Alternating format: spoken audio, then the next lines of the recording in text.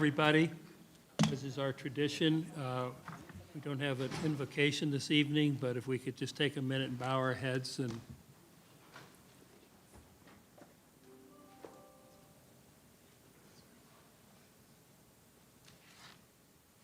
thank you. So we'll officially call the meeting to order at 6 o'clock on January 27th, 2021. And the Pledge of Allegiance this evening will be led by Vero Beach High School's Air Force Junior, ROTC, Detachment 43, under the direction of Wade E. Dews, Chief Master Sergeant, Aerospace, U.S. Air Force, and Dean Rasdal, Major, U.S. Air Force. Please. Left face, freeze and colors. Ladies and gentlemen, please join me in saying the Pledge of Allegiance. I pledge allegiance to the flag of the United States of America and to the republic for which it stands, one nation, under God, indivisible, with liberty and justice for all. Carry. Colors. Post.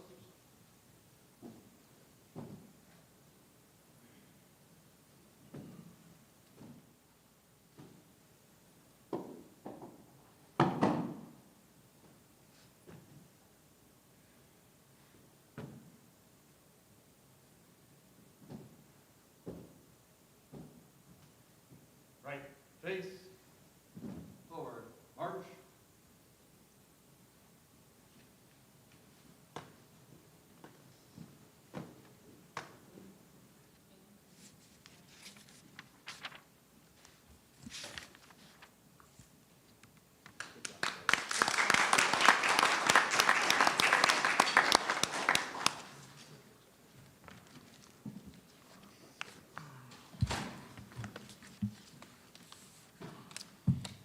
Good evening, everyone. The first order of business today is the adoption of the orders of the day. Are there any items board members wish to move from consent to action?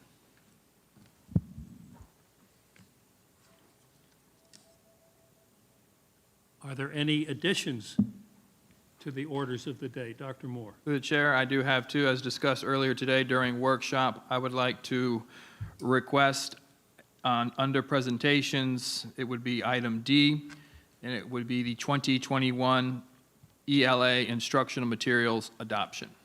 That would be a presentation. I would also like to withdraw item 12B, review and take action as the Matter Academy Charter School application. All right. May I have a motion to approve the orders of the day? So moved. Revised orders of the day. I'll second. All in favor? Aye.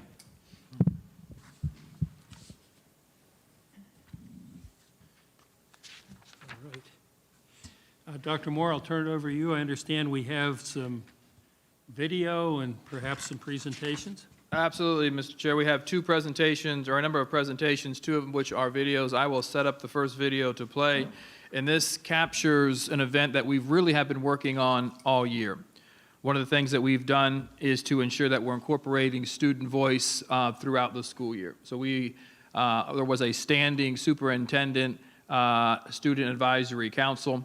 We modified how that information or how that process was taking place. This was the opportunity over the course of the year for myself, senior staff and cabinet to engage in conversation and hear firsthand from the students what we are doing well, things they want to change. So it was a deep conversation regarding the reality of our school district.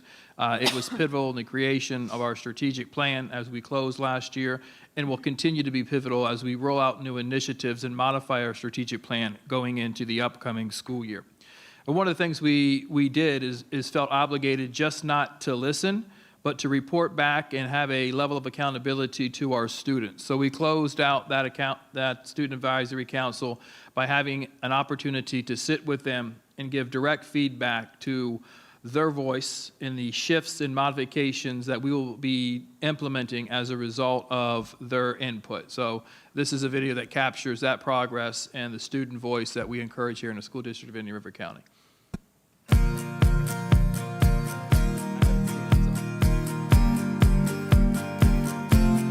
We wanted to do this, as we mentioned during our last convening, as an opportunity for me to say thank you for your upfront, honest feedback over the course of the year. And as I told you then, this is an opportunity for us to give you feedback on the input that you have provided to us. A lot of the staff you have already met and you have engaged with them over the course of the year. And they're going to share how they have put to work the information that you have shared in order to continuously improve the school system. My experience being on the Student Advisory Council this year has been one that's been exhilarating and educational. I got to listen to other students from other schools talk about the same issues and problems that I had. They listened to us, they took in our feedback, they fixed the changes that they said they were going to fix, and I just can't wait till next year to see what the changes and the success. And I really like that I get to be a part of finding solutions to kind of make them better for future kids who are going to come to the schools so they can have a better experience. My experience in the Superintendent Student Advisory Council has been very educational, inspirational, and informative. I've learned so much about the process that our school takes to make policies and how our educational system works. I also got to input what I feel and what I want to see happen in my school, which really made me feel welcomed and made me feel loved from the district. Even though I'm graduating this year, I saw what's going to happen next year, and I saw the impact that I made with the advices that I gave this year. It's a different level of experience that a student can have. Just knowing that you're being heard and knowing that your voice means something to those that can make a change within your community. It's a just totally different feeling. And I mean, everyone should have a voice and a say into their school. It's like your second home for a very long time. So just having that say in things just makes you feel more comfortable, makes you feel at home, and makes you feel loved and in a place that you should feel those feelings. And I don't think I could sum it up much better than that, the final remarks by that student. So we're very proud to put that together and continue to use their voice to guide the work that we're doing here in the school district. And for our next presentation, I'll turn it over to Ms. Maddox. Hi everyone, thank you for being here tonight. We have another video to show you because we just had a really exciting event, STEAM Fest, went on a couple weekends ago, and we haven't had a chance to share that video with you yet. STEAM Fest was held at the IG Center on April 17th. And students and their families, they got the chance to come and explore science, technology, engineering, art, and math. It's one of those events that's not quite back to how it's been in the years past, but we're so happy that they were still able to gather and have a hands-on learning experience at the IG Center.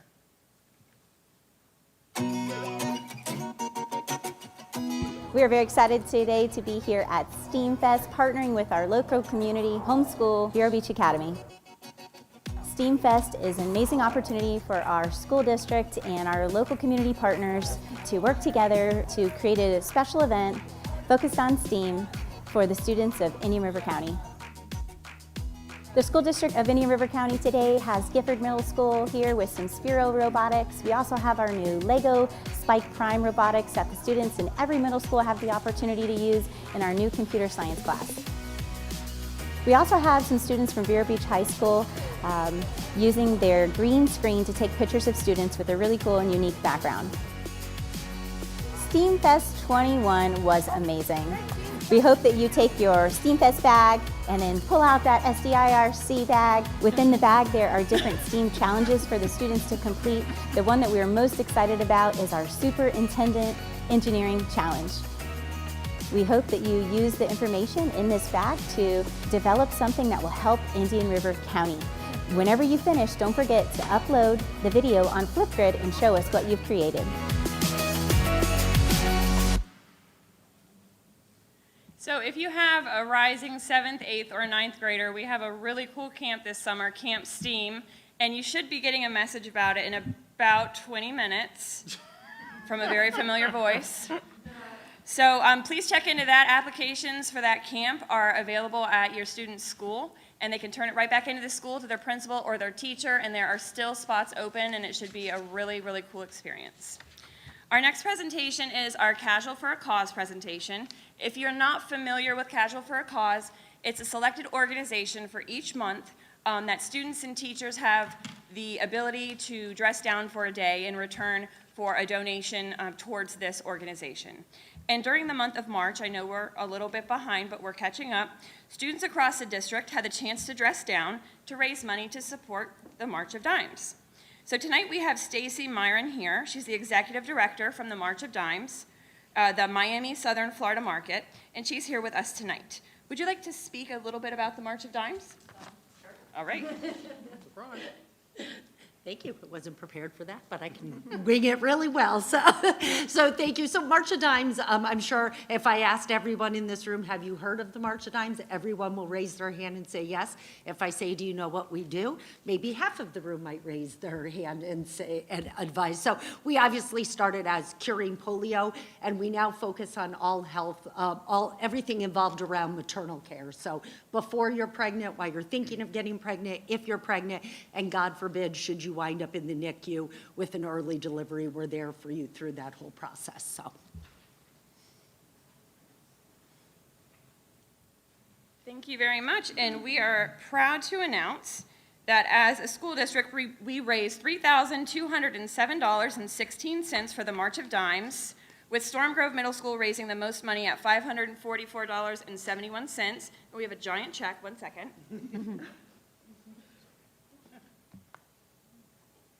This is for you and for a cool photo prop, so thank you very much. We'll make sure that, yes, if you want to go to the front, we'll get a picture with our board members. Okay, perfect. I'll help carry the check. It's kind of heavy.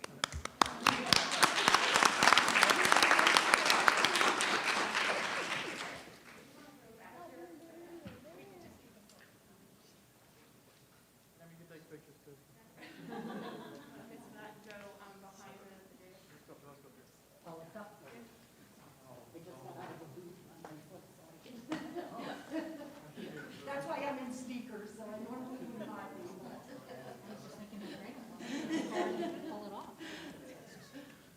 Okay.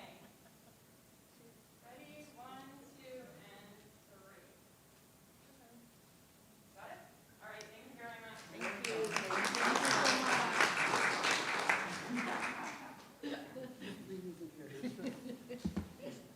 Thank you so much. We had a very special group of students that was gathered this year.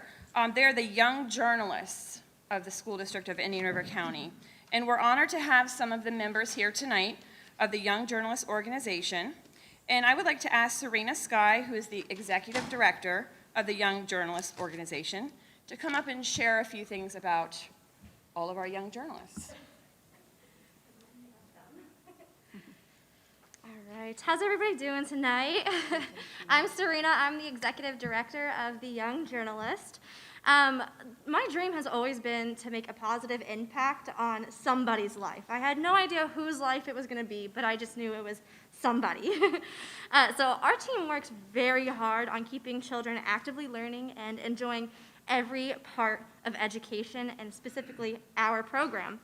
We wouldn't have a program so unique and moving without, obviously, our founder, Thomas Hardy. So I just first want to say thank you so much for giving us an opportunity to have a program such as the Young Journalist. Is it okay if I take this off to speak? Okay, sorry. Our mission is to nurture intellectual curiosity and instill a lifelong love of writing and reading, while also getting a chance to publish their very own byline. We work on accomplishing this mission by going into the extended day programs and teaching the tools of journalism. Now, I can list all of those tools for you, but I think you get the gist. The Young Journalist program places all of its energy towards enhancing their education in order for them to develop successful life skills. The children's accomplishments through this year have been out of this world amazing. We had 13 students enroll at Fellsmere Elementary, and with very, very limited time, they got out all of their articles as well as made their very own broadcast. Indian River Academy had 4 students whose articles were completed in just 2 weeks, and these articles are anywhere between 2 to 6 pages long. So I don't know about you, when I was in school, writing a 2 to 6 page paper was not done in 2 weeks. And then the last thing I'd like to really share with you about our program are 2 quotes that we really stand by as mentors and educators: building the next generation through reading and writing. And we believe children need someone to put their education first. Building readers and writers is a part of our mission, and children's education should always come first in everyone's mind. But we can't do all of this alone. We need your help as well. We are a nonprofit always seeking support in our endeavors. If you wish to join our team, support our students, or any of the above, we do have a website that explains much deeper into what our program does for each of our students and our schools. It's theyoungjournalist.com. And you can also find my contact information, and I'm very quick with email, so I will get back to you as soon as possible. We appreciate the school board and everyone else for allowing us to come here and speak on behalf of the Young Journalists and all they have accomplished. This is huge for our students. We can't really show how much we appreciate them in many ways. So this is really great for our kids, and thank you, parents, for bringing them with you.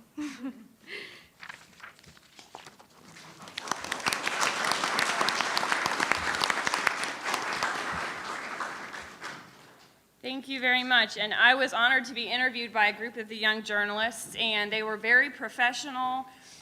They had their questions all lined up. I was really blown away. So I'm looking forward to moving forward with that program and what it's going to look like next year. We have a few, they're not in here, they're right here, certificates. For the students who could attend tonight, and the rest of them we have for the students who couldn't attend tonight, but they will definitely get their certificate.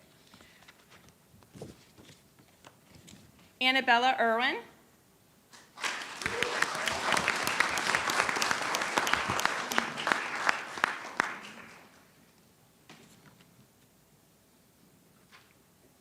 Congratulations. And if you would stay here, because we're going to take another picture just like we did, okay? All right, thank you. And Nolly Gonzalez. And Nolly's not here tonight. Santiago Galeos.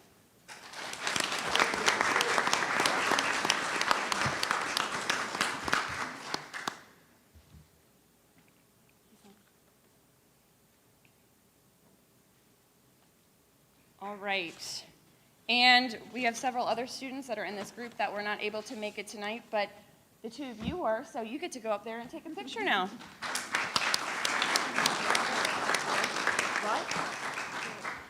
Oh, Robert Hopler.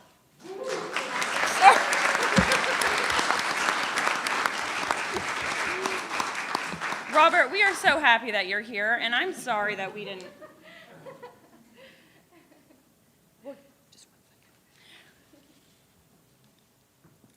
We also have certificates for our leaders. Mr. Thomas Hardy.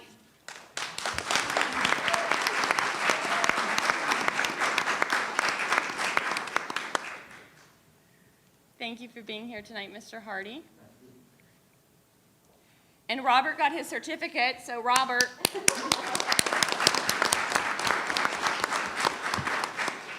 Mr. Nick Samuel.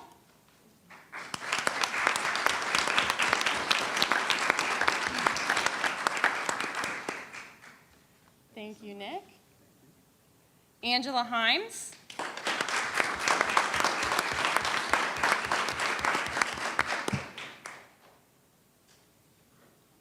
Thank you. And of course, Serena Sky.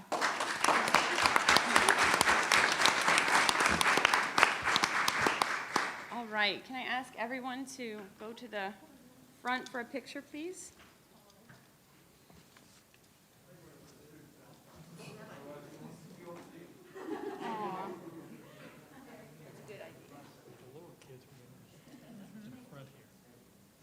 Congratulations. Congratulations. Well done, guys. Great going.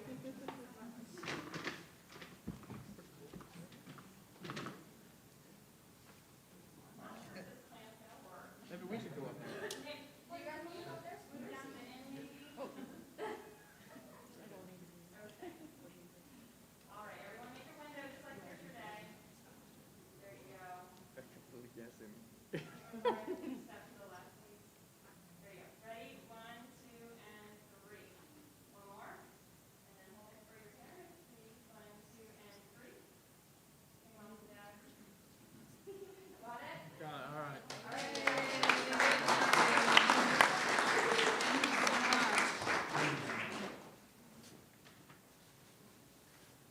Dr. Moore, back to you. Thank you, thank you.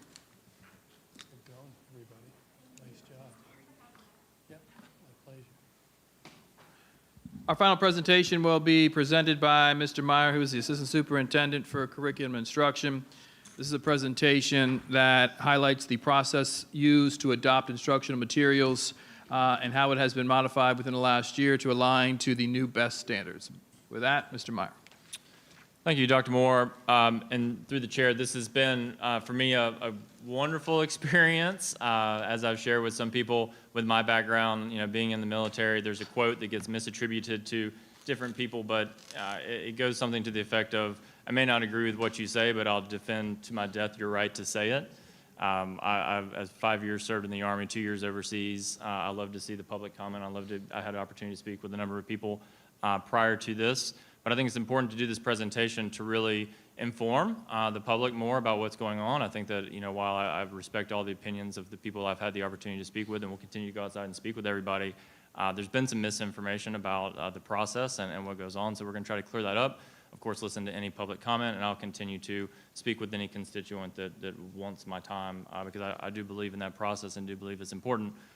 Furthermore, this was the work that I did before joining your board. This was the work that I did at the Florida Department of Education as the Director of Reading. So very exciting to me for us to work through this and don't mind doing this presentation at all. So a little bit of historical context. What we're going to do here is go over the timeline of significant events in Florida, a review of some relevant Florida statutes, and then I'll outline how the School District of Indian River County went through their process. In January 2019, right as Governor Ron DeSantis was being inaugurated, he issued, within 30 days, I remember being there in the building, in the Turlington building, seeing drafts of this executive order, issued Executive Order 1932, which required the Commissioner of Education to articulate how Florida will eliminate Common Core and ensure that we return to the basics of reading, writing, and arithmetic, reflect the Commissioner's consultation with relevant stakeholders, including parents and teachers, and then deem how to increase the quality of instructional curriculum, because we know that what teachers do in the classroom is really going to be what makes a difference for our students. So that was an exciting day. As I said, I was the executive director of Just Read Florida, and we got to work. My staff got to work on this, and I will not take credit for their work. I had some great people that helped design those standards with input from the state. And then, I joined this team in February of 2020, and just 2 months after that, the State Board of Education adopted those best standards under the direction of Governor DeSantis and Commissioner Richard Corcoran. And at that time, they directed the Florida Department of Education to complete an instructional materials adoption process that got us newer materials, it got the best standards, eliminated the Common Core, and with a very aggressive timeline to ensure the district school boards were able to implement those in K2 this upcoming year. Of course, the materials really are at K5. We could discuss that later if anyone has any questions, because the basals come for the entire elementary school. But really, they wanted to make sure that K2 was able to begin this 21-22 school year. So from there, the Department of Education released the 2021 ELA instructional material specifications. Happy to provide that link to anybody that would be curious to have that at the DOE, which outline the criteria that the publishers must go through. And one of the things that is in that all publishers had to include was multicultural advocacy, and not just the understanding, it's far beyond that representation, as you all can read here, but it involves embracing a multicultural context, not just through pictures, but through the information about ways to honor differences and deal with conflicts, promoting positive self-image for members of all groups, and provide for the development of healthy attitudes and values. So that was included in those specifications that all vendors had to do if they wanted to be on the list of approved materials. Subsequently then, in March of 2021, the Florida Department of Education completed their review and adoption process and gave us a list of their adopted materials, of which there were only 4 for elementary. And of course, as obligated by that, they all included that multicultural advocacy within them. And so that list we got, I'll go through some timelines of how that implemented us, but these statutes, this is Florida law. This is not something that I, as an assistant superintendent of curriculum instruction who's sworn to uphold Florida statutes, who has to make the recommendations to the superintendent, who has to bring a legal recommendation to the board, really have the opportunity to deviate from. You can see here where Commissioner Richard Corcoran, through his duties, appointed 3 experts to review these materials. Those experts are bound by this Florida statute, which requires them to only recommend materials that accurately portray the ethnic, socioeconomic, cultural, religious, physical, and racial diversity of our society. If any of these materials violated that, these experts appointed by Commissioner Corcoran, they would not be able to recommend the materials to be on that list.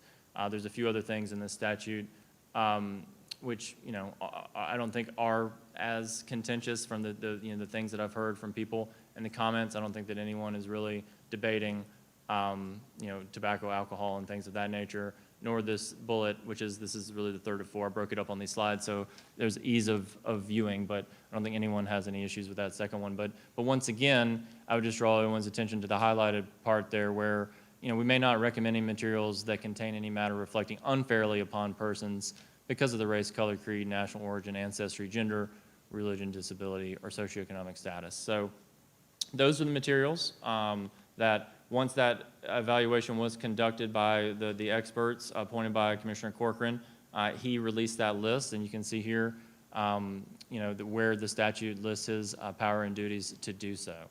So as that was occurring, here's our timeline, and this has been something that is, for anyone that's been in this business for a while, it's always frustrating to districts because we can see the bids that are there. We start our review process, but generally speaking, we don't get the list in a timely fashion. I'm just going to say that publicly.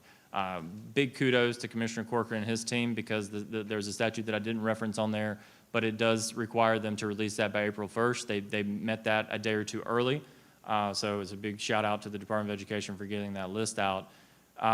But we had to go through our process sort of unknowing to what the Department of Education would do. And like I said earlier about my background of what went on, I was excited about this. My staff can tell you how excited I was to get the instructional materials. They came in, it was like Christmas. It's like, oh, let's go through these. I love this.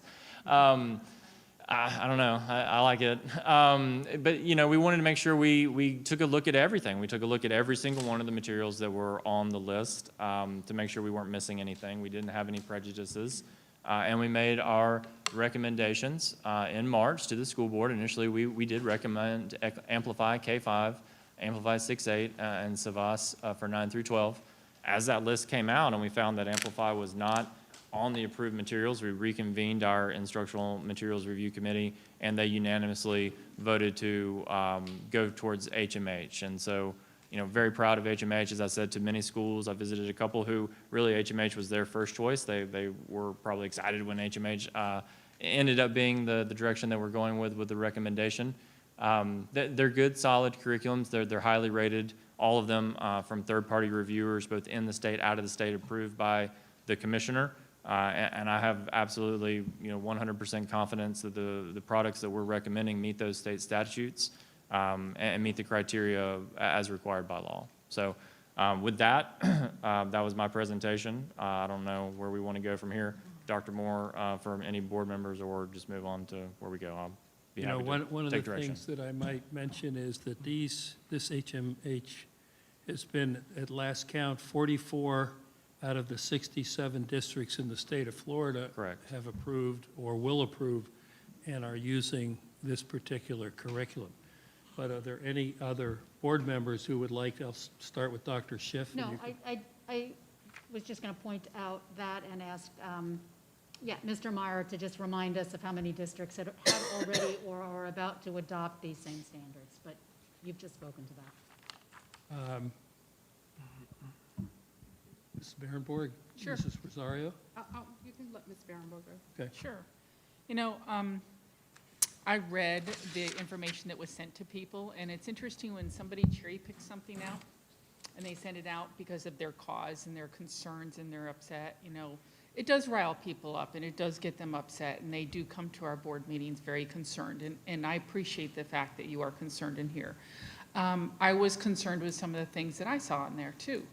So having been on a committee for the state reviewing instructional materials, I did it for science. I'm going to tell you the process a little bit about what I went through, and that is they send you every single thing from every single publisher. Even if you don't approve them, you get everything a year in advance. So I went through all the materials for 1 year, and then we convene as a group. So nobody talks to anybody until we get to that point. When we convened as a group in Tallahassee, we had 2 different times that we had to go there. The first time was a presentation by the different publishers. I saw people fired on the spot.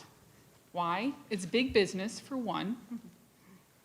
2, if they didn't follow the exact rules, which are following state statutes that are voted on by our legislators, they don't get approved. We throw them right out. If they didn't send us one thing, there was one company forgot to send us one lab equipment, that was thrown out. Big money to them, lost. Okay, because you can't be purchased with our dollars that we use for curriculum if you're not on that list. So that list is really vetted. And I will say that we're given, and I asked for these today, thank you. We were given the specifications from the office from the DOE, and these specifications are what we have to follow when we're looking at review of material. So this is not haphazard by any means. And racially divisive curriculum has no place in our schools. Absolutely not. And I will prevent programs that stereotype, scapegoat, or demean people on the basis of race.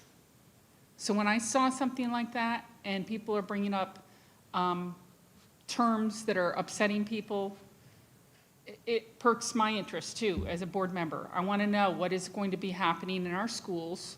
What are teachers going to be presenting to kids? So curriculum is one thing. What a teacher does in the classroom is something interesting and different. And I've been a teacher for a long time, and I know that I work with teachers that sometimes take liberal opinions on moving off the topic. That is not what's here today. What's here today and what we're discussing today is whether or not the materials in front of us met the specifications and followed statute, which if the Office of the DOE, which is Commissioner Corcoran, who is very conservative, and Governor DeSantis, who signed off on this, who's very conservative, if they felt as though this had been well vetted and gone through, then I felt comfortable with it. But then when I saw some of the things that were sent to me, I had some concerns about some of the terminology and the words that were there. So I did more research and went through that. And then I went back to the specs and I went back to the statute, and I realized that's what they had to do. According to the statute, that's what it says that this company had to do.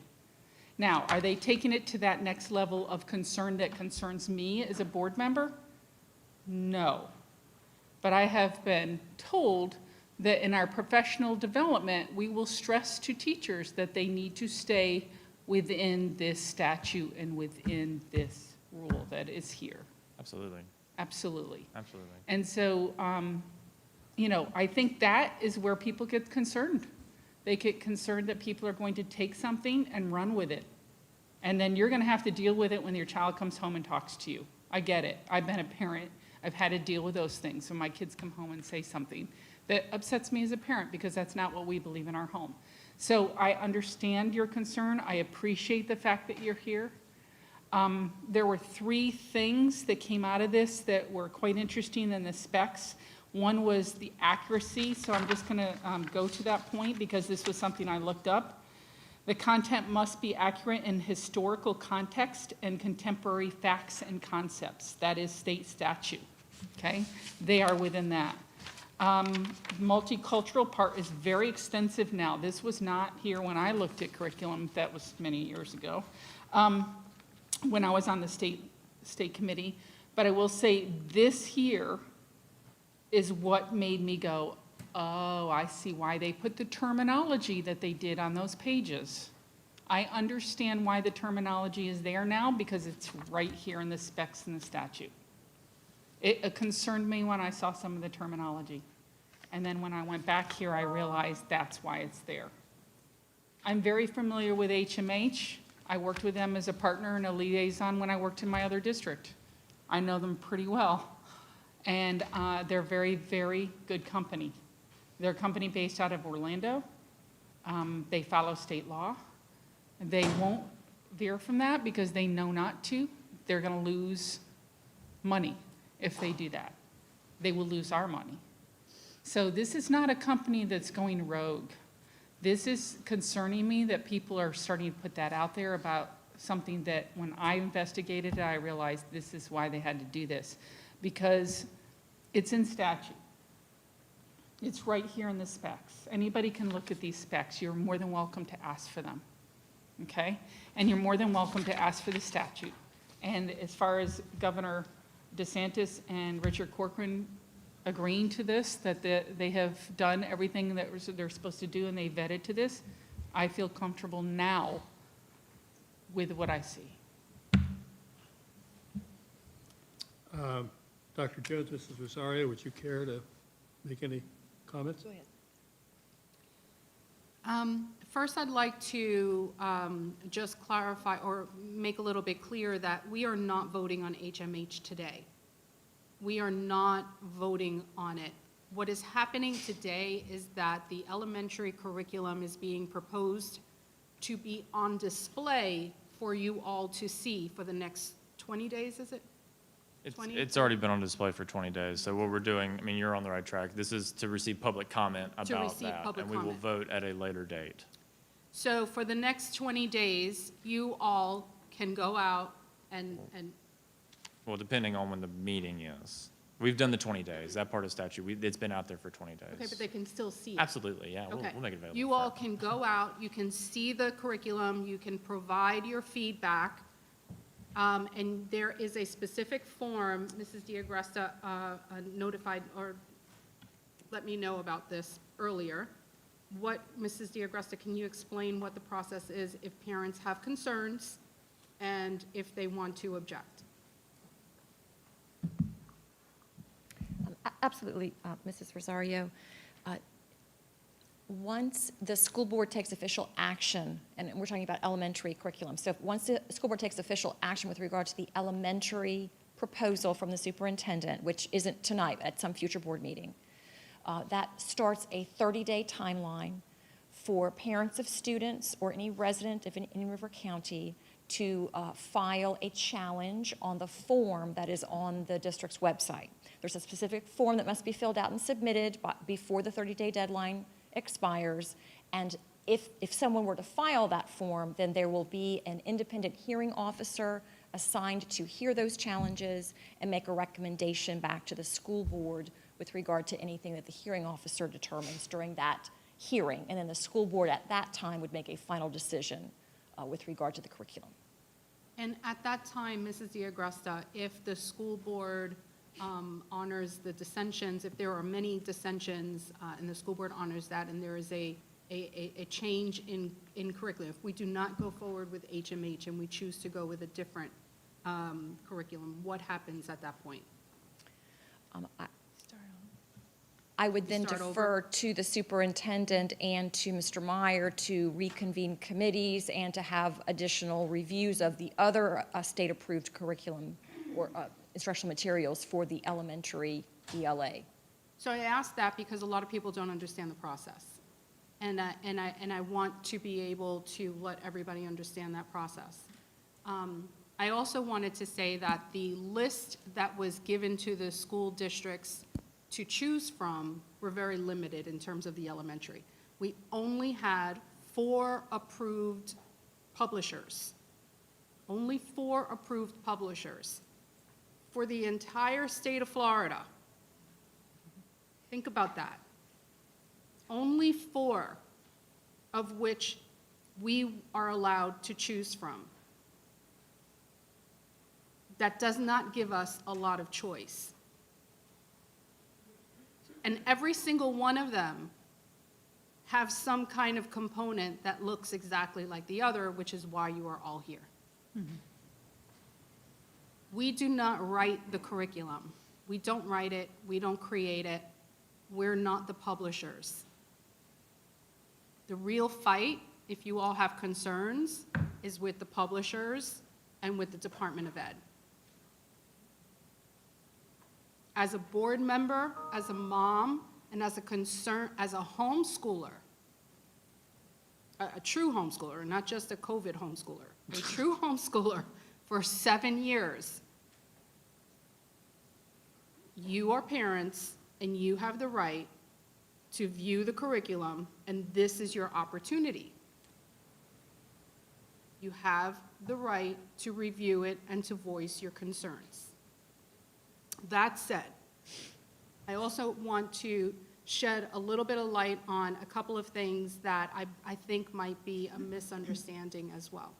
Social and emotional learning is not critical race theory, and social emotional learning is not culturally responsive teaching.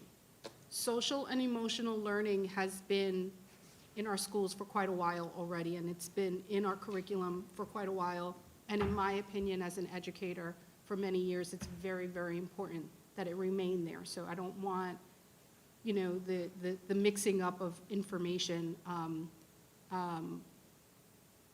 for you all to misunderstand what that means. Social and emotional learning really at the base in the classroom basically allows the teacher, really in its simplest form, to care for children who might be hungry, you know, who haven't had lunch, who haven't had breakfast, who maybe whose clothes have not been washed in a while, or, you know, who are socially having difficulties, and there's so much more to that.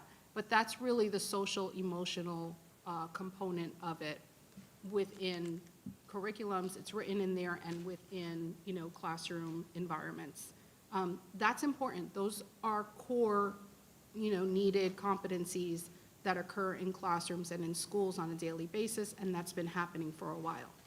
What I think the concern is in this new term called culturally responsive teaching. That's the part that I think is really the concern that many people might be here for. Because in culturally responsive teaching, which to me is fairly new and seems to be addressing all of the statute requirements that the publishers are including in their textbooks, it has hints of critical race theory or some racially divisive words within it or some other things within it. So on the surface, it kind of looks benign when you're looking at, you know, when you're looking at curriculum, but when you dig a little deeper into it, then there are concerns, right? And some of you have seen some of those concerns. So I started doing a little research on what culturally responsive teaching is, and there are several definitions of it. Many of these publishers are not very clear in their definition either. So in talking with the superintendent and Mr. Meyer on what does that look like for us here in Indian River County, it does boil down to professional development. It boils down to our definition, which for our purposes as board members, Dr. Moore, I think at some point we're going to need to sit down and kind of have a working definition of what these things are so that we can figure out how that works in our district for our students and within the classrooms, how does that unroll, especially with professional development. One of the areas that's in this culturally responsive teaching aspect are things, and why it appears to be pretty divisive, is that they say things like teachers, culturally responsive teacher needs to diligently work to reflect on their unconscious attitudes and their unconscious bias. Or teachers need to or can cause a disruption at the district level if they don't agree with policies or norms. Or that some items within the curriculum can be changed, which leaves it up to very subjective, you know, concerns. Or, you know, if a school is rolling out, elementary school students might learn an environmental injustice and devise a plan for cleaning up a local river. That sounds fine, right? We do that now anyway. but middle school students might learn to apply math concepts to an analysis of racial inequities in traffic stop data. Or high school students explore solutions to police brutality. Now, some of these things are very politically charged for obvious reasons. And those are the things that need to stay out of the classroom because they're so politically charged and they're so racially divisive. Not that they're not real or that we don't have them in society, but in my opinion, they need to stay out of the curriculum. So we come down to, now that's not the definition of the school board, that's not the definition of what's written inside of the curriculum. In many of these publishers that are out there, they do have their own working definition of them, which means that we at our level have to be very, very, very, very purposeful in identifying what this means. What does this portion within the curriculum, how is it going to be taught? How is it going to be addressed? We have the opportunity to do that. We have the opportunity to define everything from A to Z with regard to the curriculum and how it unrolls. What does that mean? I know that we are not going to, I know that I am not going to ignore the comments because I am an elected official. I am only here to be the voice of the people. And on multiple occasions, there are voices on multiple occasions, there are multiple voices that come to us through email or through phone call or, you know, when we see each other face to face in supermarkets and so on and so forth, on playgrounds, in churches, you know, there's so many different voices and so many different opinions. But when you're dealing with something that's literally going to be shaping the minds of the children within this school district, we have to listen to the parents. We have to listen to you. These are your kids. These are your children. Now, I'm going to take a step back there and I'm going to say, on the whole, these publishers are not terrible publishers. They have excellent history. They have great reputation. They've been used and used and used and used. So their platform is not just the textbooks. Their platform is online, right? They have a multi-use for ELL students and ELD students and our ESE students, which all these acronyms. But there is now a platform, there's an opportunity for us to have Spanish textbooks or Spanish books available for our students in, I think, Fellsmere. But there are lots of other options for, you know, for purchasing any of the textbooks, to be honest with you, because they're all really good publishers on the whole. My issue, which I think is your issue, is that small portion that is unknown. So we've got to get to figure out what is that unknown and how are we going to define it. Dr. Jones. Thank you. And a special thank you to Mr. Meyer for that presentation at our workshop today. We thought it'd be great to get that information out there. And I'm interested in hearing citizen input also. One thing that I see common theme throughout our strategic plan, our code of conduct, is that we are all inclusive. We do not have discrimination regardless of race, religion, culture, sexual orientation. We want every child, every staff member here to be safe when they come to school. And I think we've honored that pretty well. I have served on several textbook committees, school, district, and state, and also state standards. The one thing I wanted to be very clear on is that obviously this is state adopted material and that we are following state statute, which to me is so, so very important when it says to include only instructional materials that accurately portray the ethnic, socioeconomic, cultural, religious, physical, and racial diversity of our society. And that's very important because that came from our governor and our Commissioner of Education. Standards are very, very important. If you ask any educator today, it's tough to teach all the standards that are expected of them, especially before testing time.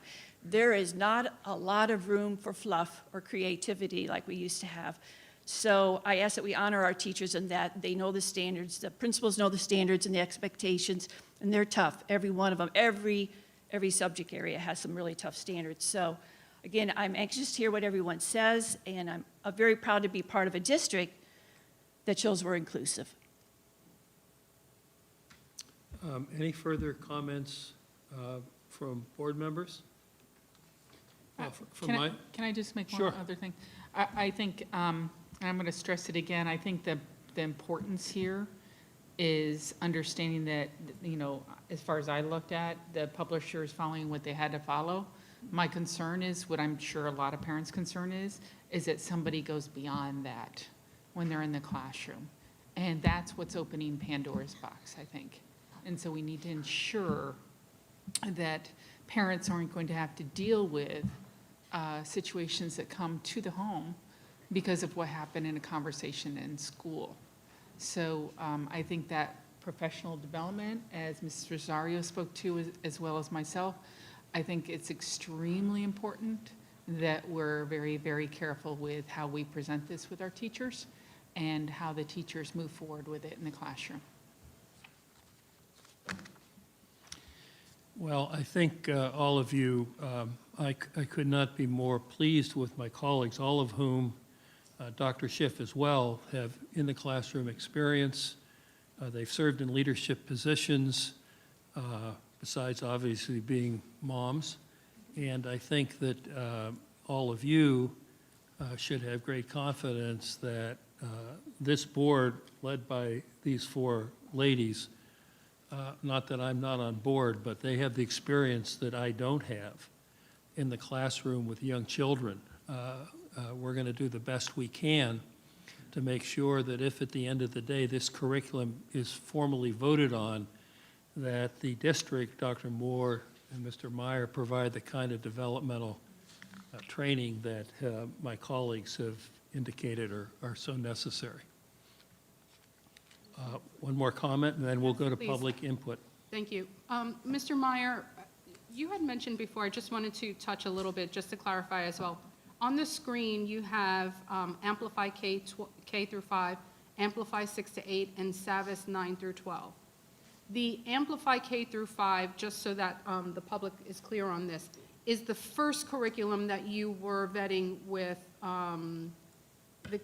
whomever the committees were here at the district level, because that was the first choice of the district.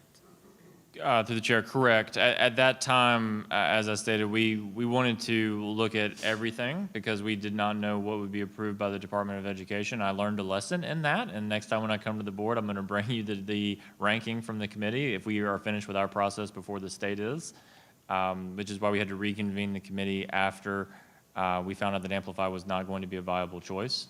Next time with the math, we could go ahead and order the math curriculum so we would know first, second, third, fourth, fifth, and we would take, of course, the highest that's approved by the department, I think. But no, Amplify right now is not K-5, the K-5 version. The 6-8 is, the K-5 is not approved by the department, so. So it's my understanding, though, that even though it's not on the approved list, the elementary Amplify K through 5 is not on the approved list for school districts from the DOE. It's my understanding that we still, at our level, can choose a curriculum that is not on the approved DOE list, but there's a process for that. Is there still an opportunity for us to go with Amplify K-5?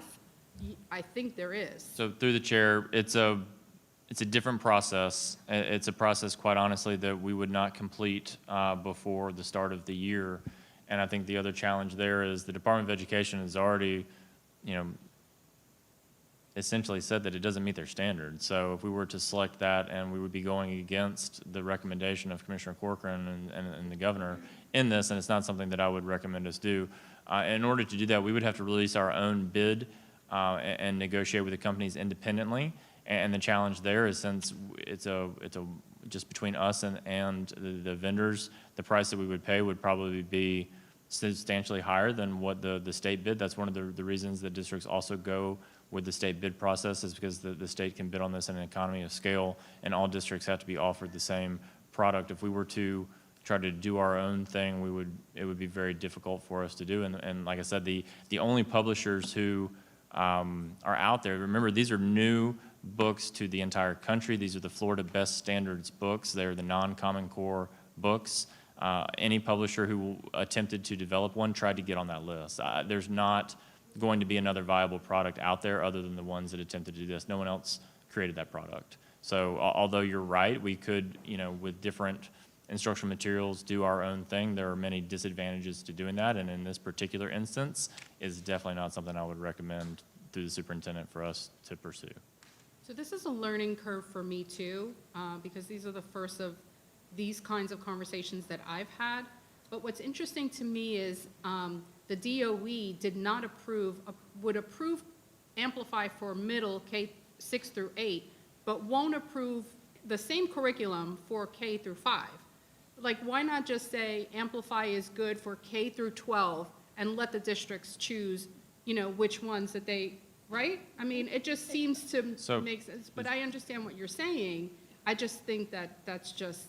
So through the chair, they are all unique. The grade spans have different requirements, and the standards are different. The state did not release the review at this time. I'm sure, it's a public record. Someone could request it, but it's not on the website as to why Amplify fell short.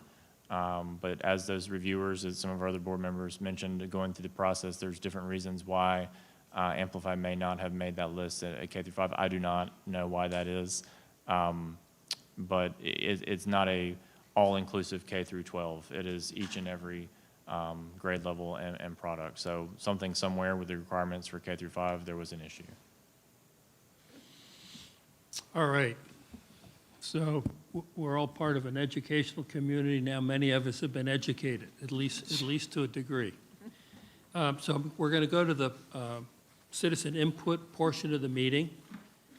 There's people here that want to speak to something other than this particular curriculum issue. So just be mindful of the time and the courtesy that you would like extended to all the other folks that may want to discuss and make a comment to the school board. I will read what I'm required to read, just so everybody knows what the rules are. The public may offer public comments by appearing in person. Such persons will be placed in the meeting room subject to space availability. Additional attendees will be placed in areas outside the meeting room and invited into the meeting room at the appropriate time. Alternately, the public may offer public comments by emailing comments to the following email: citizeninput April 27th at 7@indianriverschools.org. All public comment emails must include a completed speaker's form available below and fillable and PDF formats. All emails must have the completed speaker form attached, or the public comment submission will not be considered. All emails containing public comment with a completed and attached speaker's form received by 12 noon on April 27th, 2021 will be provided to all school board members prior to the meeting and will be appended to the meeting minutes. The public is advised this email address will be used solely for obtaining public comments for the board meeting and should not be used for other purposes or questions. Persons may only speak once about any given item consistent with School Board Policy 0169.1. And there are further guidelines. Each statement made by a member of the public shall be limited to 3 minutes duration. Persons will be recognized in the order in which the requests were received. Persons may speak for up to 3 minutes at the beginning of the business meeting during citizen input as indicated on the order of business, and for up to 3 minutes to each action item during the action agenda and each board member discussion item, as indicated in the order of business. Persons may only speak once about any given item, either at the citizen input portion or at the action item portion. The time period may be extended by the presiding officer. Only the individual submitting a speaker's form is allowed to address the board. Time may not be yielded to other speakers. The other thing is no clapping, no booing. So On that note, I will begin. We've got quite a few here in person, and I understand we have 3 emails to read, which we will read at the end of this. The first speaker this evening is Hunter Crawford.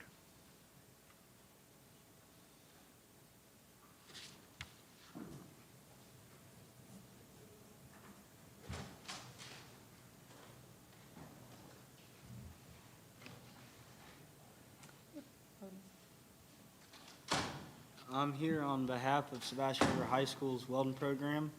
It's how it's in, how would I say, endangerment of being expelled from the school itself. There should be,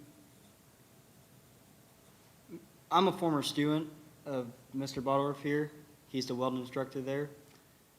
They don't give him enough time, and they don't give him enough materials of what he needs in order to get us through the curriculum that is supposed to be taught to us, instead of rushing us through what would take a year to properly be done. He had to force it through us in 4 to 6 months, and that's not exactly how that welding program should be ran. And due to limited supplies, caused me and several other classmates to not exactly, everybody couldn't work at once. Everybody had to work at separate times in order to thoroughly go through each one of our phases of our curriculum in the book. Fortunately, I passed the class and got my NCCR certs, and I didn't get it up until about 2 days before graduation, 3 days before graduation. And that was due to lack of materials and lack of time for the curriculum. How would I say? The time span of the curriculum is much shorter than what it should be. And due to that, there's some kids that didn't pass, obviously for other reasons, but since I've graduated, I've been welding. I'm a structural welder now. I work 30 days out of the state. I work, I come back for 15, 20 days at a time.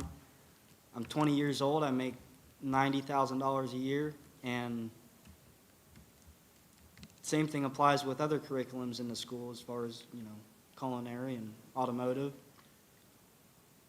I make, I would say on average, $80,000 to $95,000 a year for the 2 years that I've graduated, and I've done considerably well for myself. But I feel like if that program could be extended a little more, give them a little more time on the curriculum, I feel that it would be a lot more. You'd have a higher passing rate in the class, instead of having to rush kids through it and force stuff on them and don't give them time to learn it. If you even added 2 months to that program, it would have a significant impact on it. But them trying to get rid of the trades and push kids into college is where they're having a problem. As far as the trades go, automotive, workshop, welding, you name it. If it's a trade, they need to put them back in schools. Getting rid of that welding program is probably the worst thing they could do. And that's about all I got to say. Thank you, Mr. Crawford. Please, no clapping, please.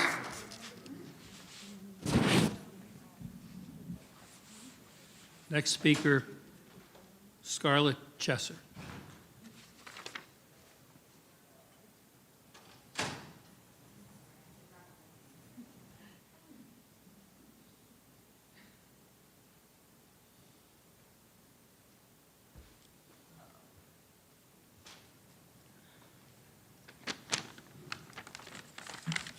So hi, my name is Scarlett Chesser. My daughter is a freshman at Sebastian River High School. My family has been in this area since the 1800s. My great-grandmother was the first woman principal in Indian River County. I've always felt a sense of pride living in Indian River County. I've been an educator myself for 18 years. Allowing my daughter to go to Indian River County schools, though, unfortunately, has been an entirely different story. My daughter began going to Indian River County schools since in 7th grade. She is ESC, but I can tell you that over the past 3 years that she has not received the services that she is required per her IEP. As you may be well aware, this is against the law. Your district currently owes my daughter 30.5 hours in compensatory minutes. minutes that she never received that by law she was supposed to receive. Your district admits that they are out of compliance and owe my daughter these minutes, but 3 years is a tremendous amount of time to let a student fall behind. Coincidentally, I met with your district director yesterday, among other members of my daughter's IEP team, to discuss the fact that she had not been receiving services. But we also addressed that my rights to her records had been denied since November. This is called an access rights violation. Unfortunately, Dr. Matthews, who was supposed to be a part of the meeting, was not fully in attendance. She said that she had multiple interruptions, and when I requested this documented in our conference notes, she denied me the right to place this in our notes. Once again, a complete violation of my rights. Thankfully, I was allowed to make a phone call to discuss my rights pertaining to this denial during our water break, and I was advised to make an amendment to our notes and therefore documented this denial, so I did. But upon leaving this meeting yesterday, there were so many red flags. Why wasn't your district director able to actively participate in this meeting? Why was she so hesitant in answering my questions? Why would she deny my rights? Here's what I found out. The surrounding area's ESD directors were all certified in the following areas. I'm just going to say District A, Ed Leadership, Mentally Handicapped, Specific Learning Disabilities. District B, Elementary Education, Ed Leadership, English Speakers of Other Languages, School Principal, Varying Exceptionalities. District C, Elementary Ed, English, English Speakers of Other Languages, Exceptional Student Education, Reading. District D, Adaptive Physical Education, Ed Leadership, Exceptional Student Education, Physical Education, School Principal. Indian River County's ESC Director is certified in one thing, English.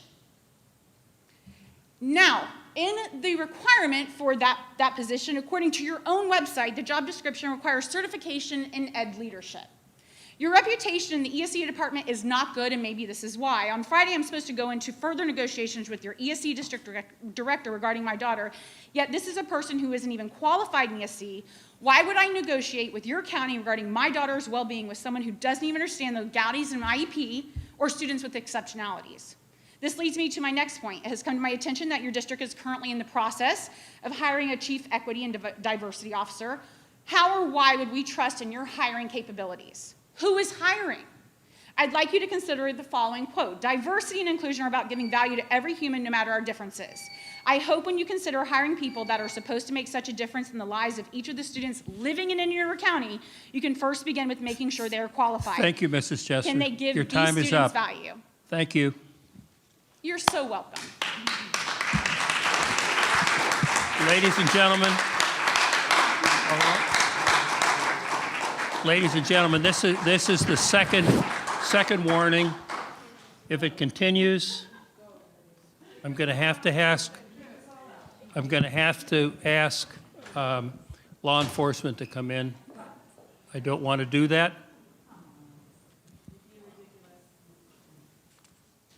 Next speaker is Anna Downing.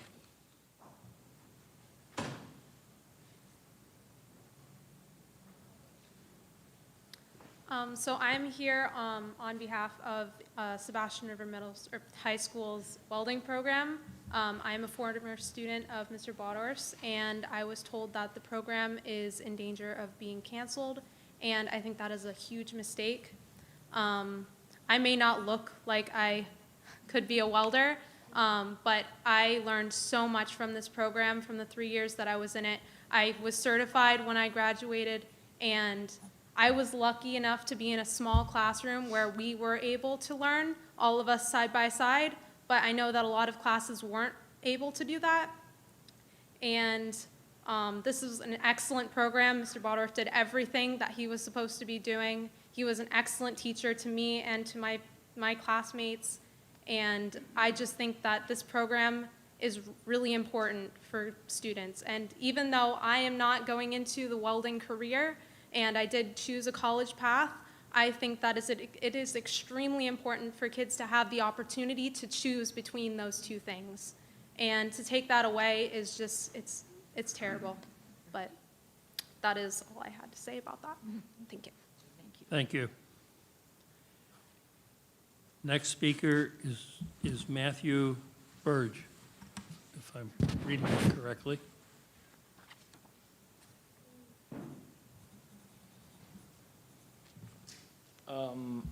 Hello, I am a student at Sebastian River High School and current student of Mr. Baudorf. Over the course of that class, I have learned so many skills that apply to everyday life And while I do not plan to continue in the welding field, I do feel that the skills learned in that class are important to know. And it is a shame to close such a program down. That's all I got.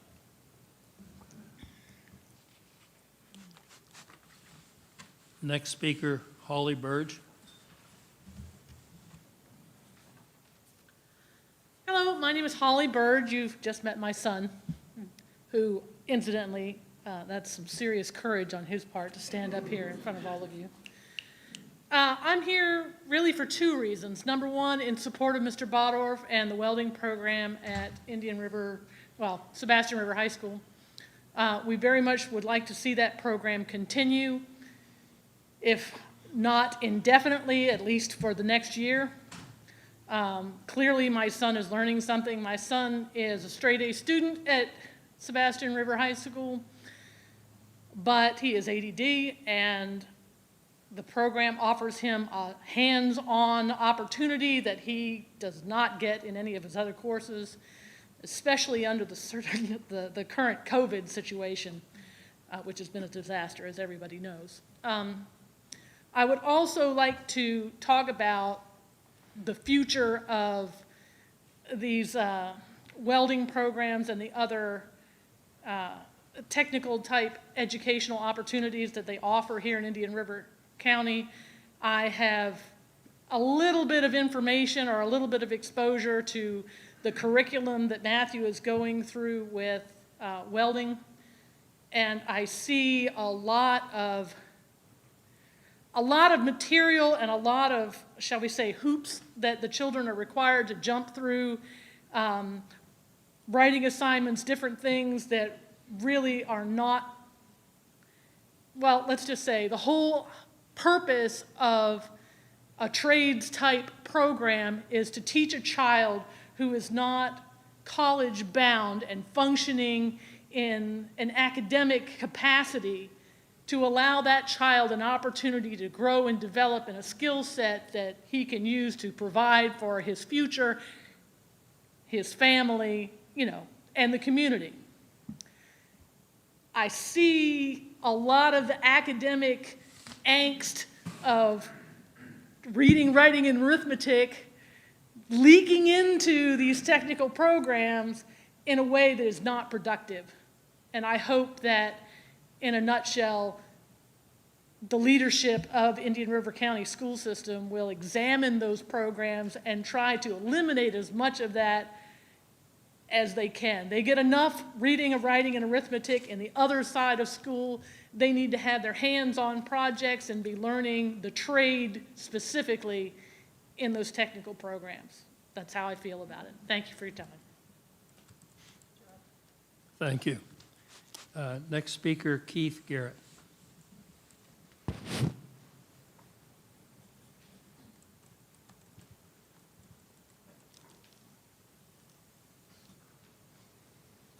Try and be as brief as possible. I am here for my son, Stephen, and the other classmates in the welding program.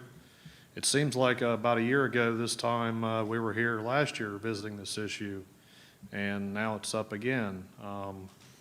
Luckily, the board came to their senses and extended it one more year. However, that doesn't do anything for the people that are now juniors looking towards their senior year and graduating. There was talk about the Perkins 5 grant, which I'm not familiar with all the ins and outs of the school board and legislation and all that in that Florida Department of Education, but the certification that these kids were to receive, they were saying it didn't meet the guidelines for this grant. Well, that is not the case in what I've gathered, and I mean, you guys need to extend it one more year. You heard the young gentleman that was 20 years old up here. I mean, the ability to make money's there, and guess what? Plumbers, electricians, welders, they were all working through the COVID, and everybody else is sitting around collecting unemployment. So you need the blue-collar guys. It's selfish, I'm here for selfish reasons because of my son, but, you need to keep the hands-on stuff too, just as much as college prep. So that's all I've got. Hopefully you'll continue on with the program, and Mr. Botteroff, he's instrumental to a lot of the kids, and he's a good mentor. That's all I've got. Thank you, Mr. Garrett. Next speaker, Stephen Garrett.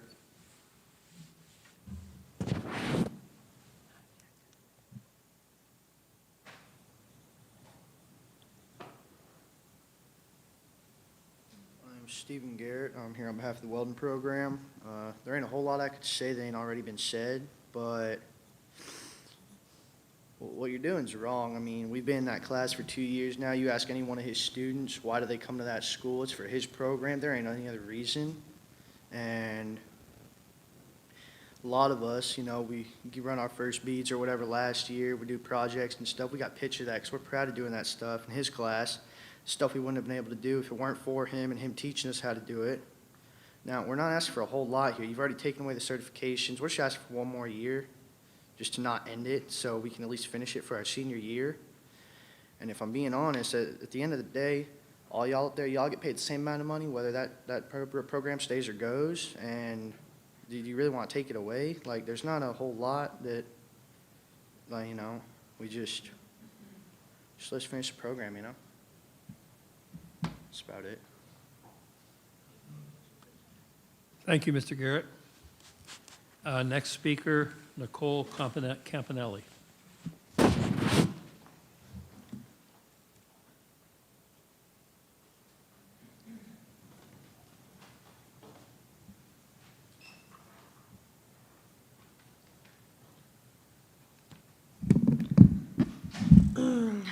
Good evening. Dr. Moore, you, sir, have a complex, such as a dictator, with do as I say, not as I do mentality. The day after our last school board meeting, you and a couple of the board members were at the Taxpayers Association meeting with no mask. You were walking around a room. I'm assuming you were spreading COVID since you were speaking and walking around the tables. By the way, the room looked to be like it was filled to capacity. I took screenshots of the event and wrote you and the school board members an email, and once again, no one has responded, and I think I know why.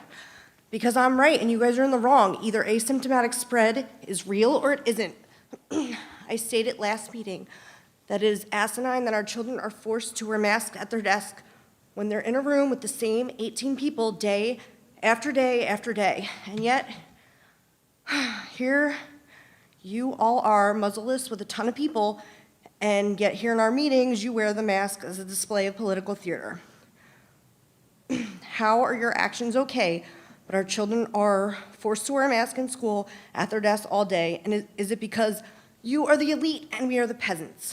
The commissioner of the Department of Education has asked you to make masks voluntary for next year's school opening plan. I really hope you consider to finally do the right thing for these kids. Let's stop this heinous child abuse and tyranny being perpetuated against our children. It's time to unmask them. It's been time. Dr. Jim Meehan stated, when children are masked, forced to breathe their own exhalations, incapable of seeing the smiles of their friends and loved ones, separated by plastic shields, and commanded to remain 6 feet from each other, they are not in school, they are in hell. I'm tired of coming here. Do the right thing in the reopening plan, and please make the masks optional. Thank you.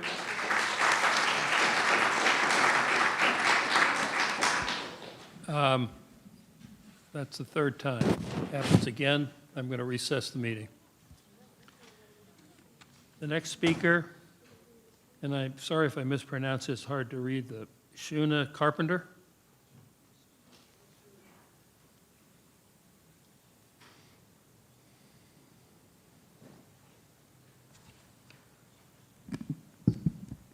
I want to, okay, I do this way.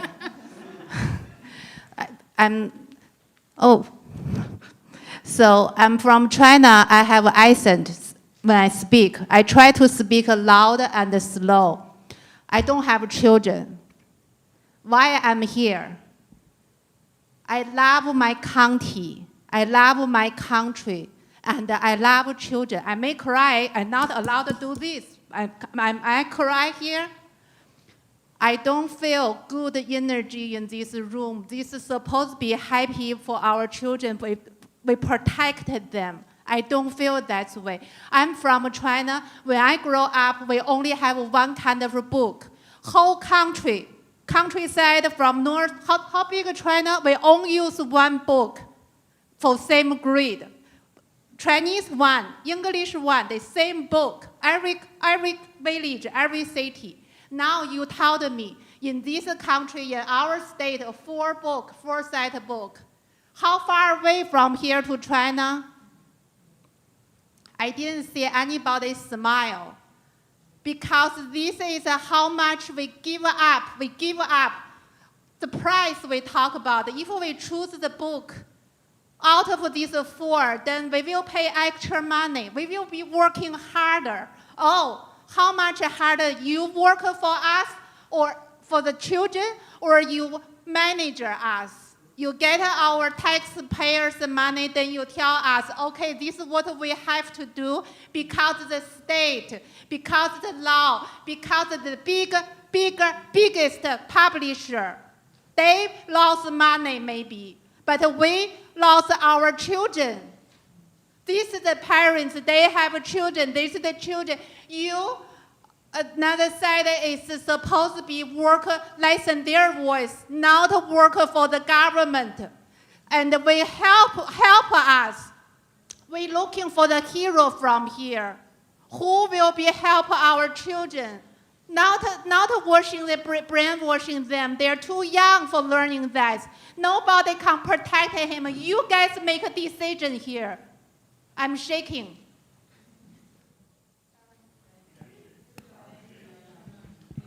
I'm really shaking.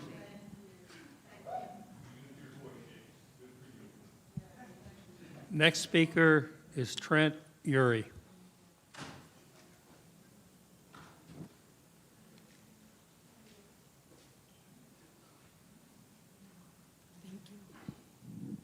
Good evening.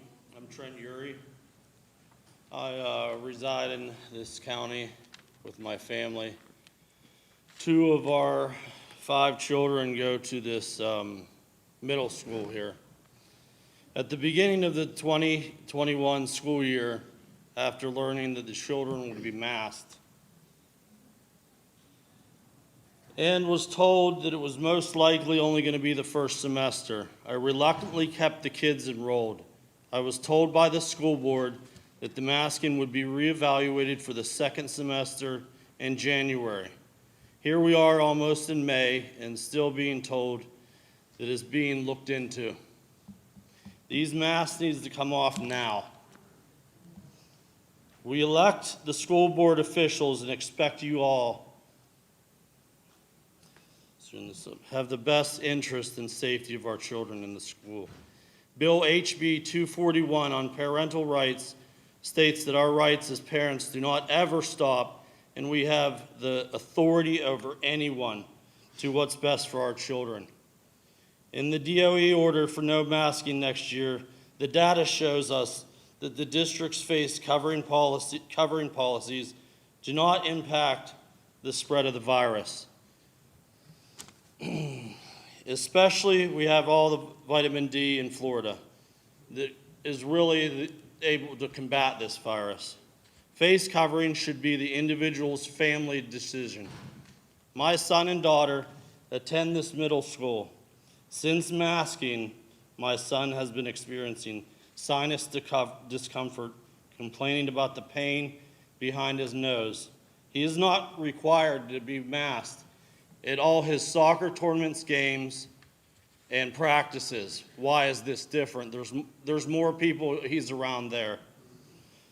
My poor daughter already complicated from having a cleft lip and palate and having real trouble breathing through her nose where she gets most of her air through her mouth, has to wear a mask 7 to 8 hours a day. This is absurd. They come home and they're tired, they're zonked and ready for bed. Oh my gosh. Some of these Chinese disposable masks even have been found to have parasites in them. So when my children come to school and forget one, they have to put one of these masks in that they found to either have them from poor storage, packing, or otherwise. The best interests of our children need to be taken into consideration. And taking the CDC's view on this, I believe they're crooked. First sending out a false evaluated count and then rescinding later on after the fact. The numbers don't match. Thank you. Thank you, Mr. Uri. Next speaker, Jennifer Pippin.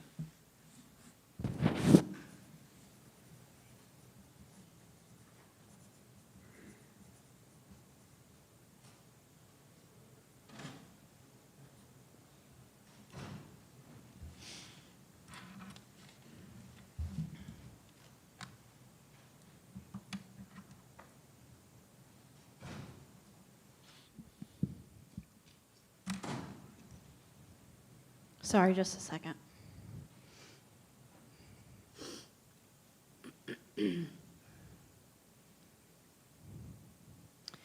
Good evening. My name is Jennifer Pippin. I'm one of the admins for We the People of Indian River County, and I'm also the chairman for Moms for Liberty of Indian River County. It's hard for parents to find the courage to ask questions for their child or children's school district.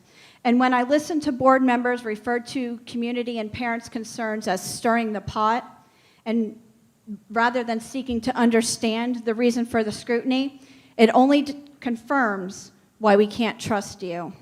You make a plan to unmask our children, stop the quarantining, stop the contact tracing, to again turn around to make a plan. That has not changed since the first day of school. We believe you are just waiting for someone else to make that decision and taking the easy way out. We're not shocked anymore. We are making plans too because we are tired of parents being unrepresented in this school board and in this district. I have seen concerns raised recently about the SEL curriculum. Parents are being warned by other parents around the country to be told, watch what's coming out for our children.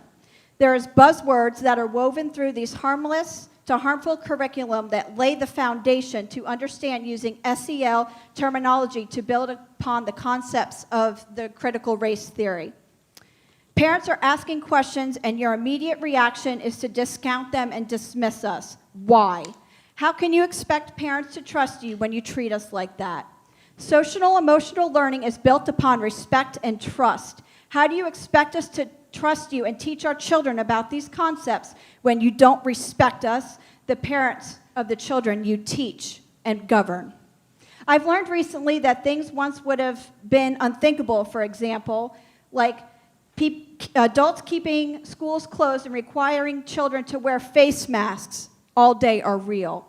So to every parent that is worried about your child's education, good for you. You should be. Get involved and ask questions and don't back down. Our kids are counting on us. We do not trust the supplemental material that will become because the door is left open. This distrust doesn't come from national policies or social media gaslighting. It comes from examples of supplemental lesson plans already presented to our children that are not appropriate. Parents were forced to use a public records request to get the Unity Week curriculum, and I commend you, Dr. Moore. Once you saw that, you did pull it from the curriculum. However, we should be able to trust these things should never happen. School board member, this needs to stop with you. Work with parents and restore our trust. That means honesty, transparency, and accountability. That does not mean you ridicule and dismiss our concerns. We elected you to represent us, not fight us. Stop planning to make a plan. Thank you, Mrs. Pippin.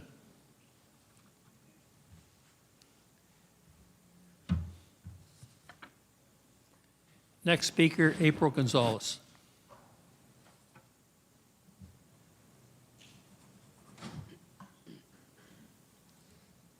Hi, my name is April Gonzalez, and two things.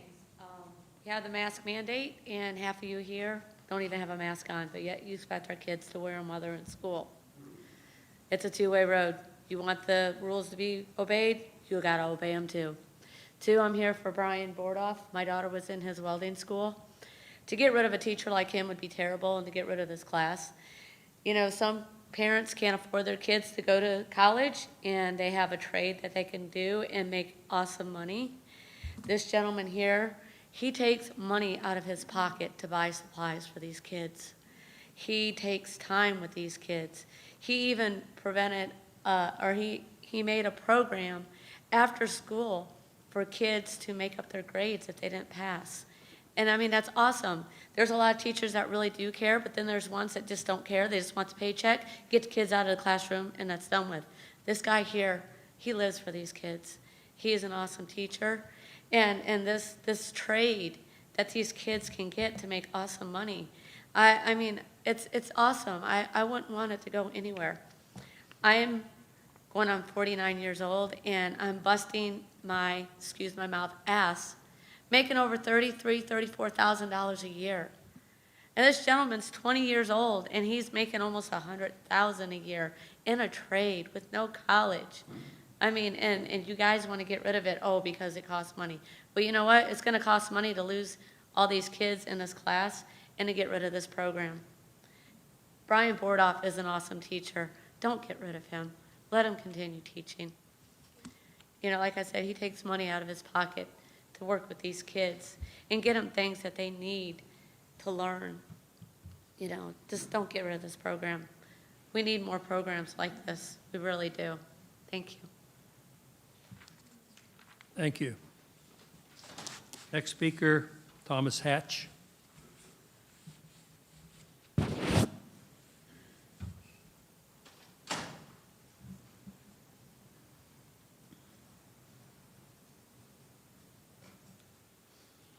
Good evening. My name is Thomas Hatch. Thank you for your time, allowing me to be here today. Welding, Indian River County. We hear that this program is being taken out of the state of Florida. I was a welding student in high school, ended up burning myself and had to transfer to wood shop because I wasn't paying attention properly and touched the metal at the wrong time. But I want to say for Mr. B and for all the students that are here for welding, excuse me, I'm going to get emotional. You guys walk outside, the vehicles you get into have welds. The handrail you walk down the stairs on is a weld. These children, these teenagers, these young adults, males and females I just saw today, because there was the young lady that just approached, these human beings have a passion to do something with their hands, learning something new. They may have had no idea what they wanted to do in life until they got on their agenda, say, oh, look, I can take welding. I've never done that before, but that's something I would like to try. And then they meet a teacher like Mr. B, and he takes them under their wing and he says, yes, here's your courage. I'm going to help you out with this. Whether it's Mr. B's job position or the welding itself, this district, this county cannot get rid of any type of hands-on trades available for these students. Not every student wants to go to college, and if you guys have ever been to college, I know several people that have, and spent hundreds of thousands of dollars on their certificate and completion, and then go and do a totally different job. So in this instance, my son, Aiden Hatch, says, I like welding, Dad. What can I do with welding? Well, Dad was in the military. There's all kinds of things for underwater oil rigs and repairs and everything else. So for this district to even fathom thinking about getting rid of a trade is unbelievable. Whether it's wood shop, auto mechanics, welding, or anything else like that. But as far as from Mr. B, I can tell you that he's taken several of these students under his hand, under his wing, and given them courage and a passion for a trade to go on and do something else in life that they never thought they had the courage or the ability to do. Thank you for your time. Thank you. Next speaker, Christine Moyen.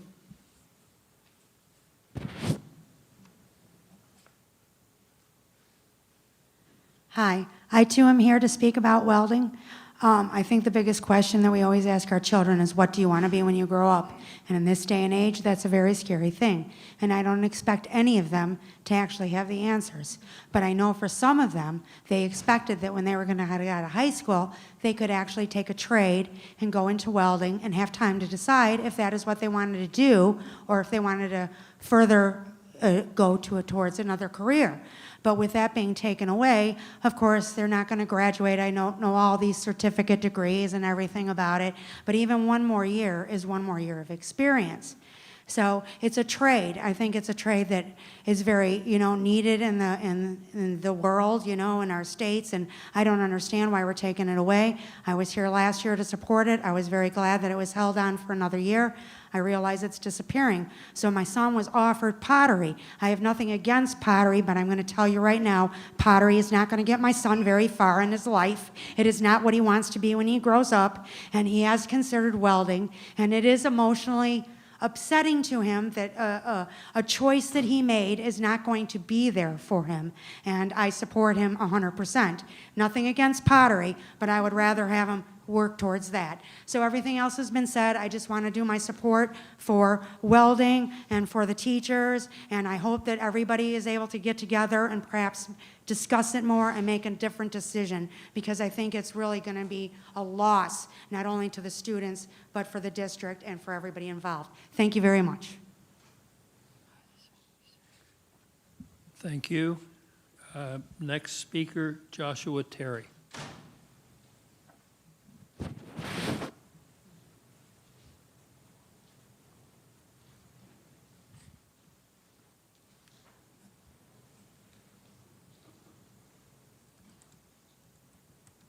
Sorry about that.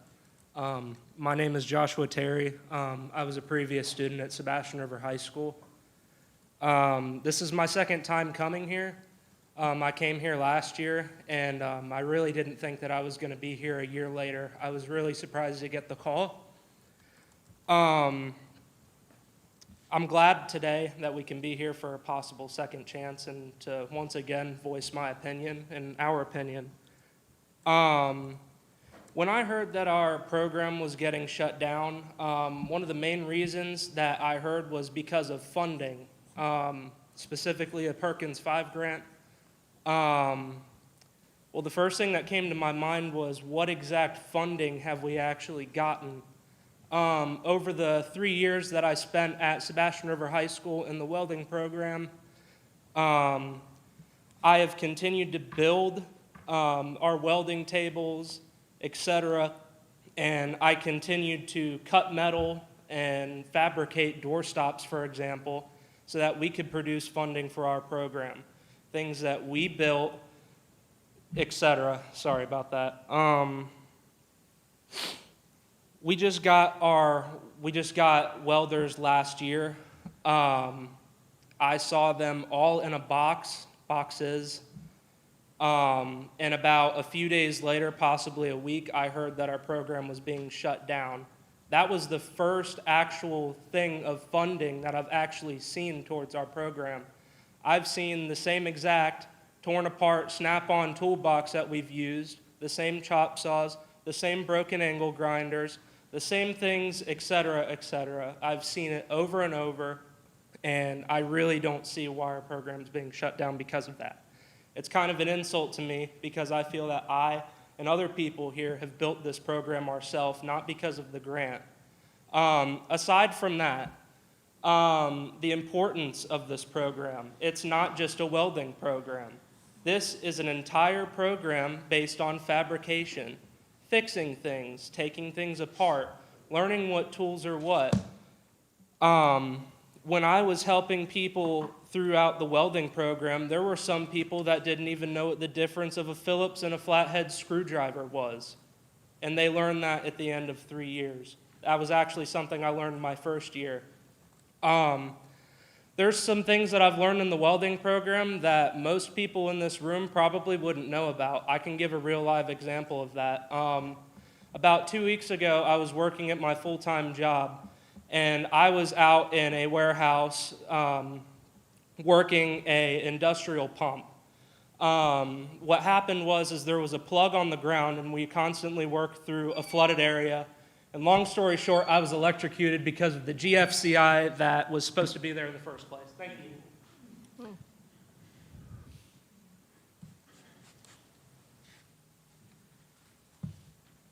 Next speaker, Logan Barker.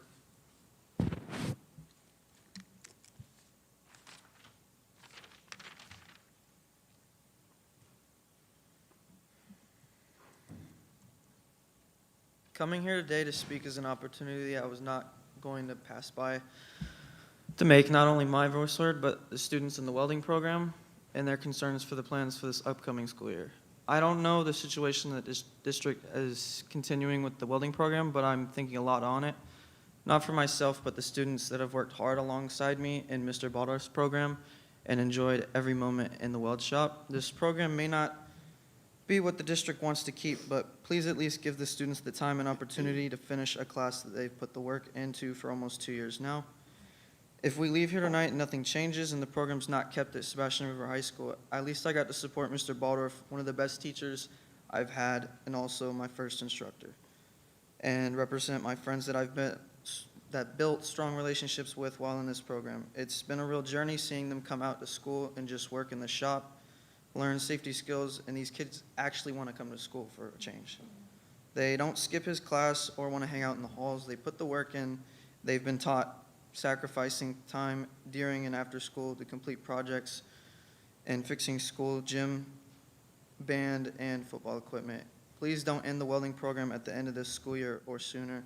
Let these kids and the instructor finish and complete the program they started, like every teacher and student should be able to do. They started their sophomore year by taking on this program and keeping a passing grade to come back their last year of high school and have the same experience. Let them have the same experience I've had as a senior working with Mr. Baldorf and learning about welding and having real-world knowledge in high school. Thank you.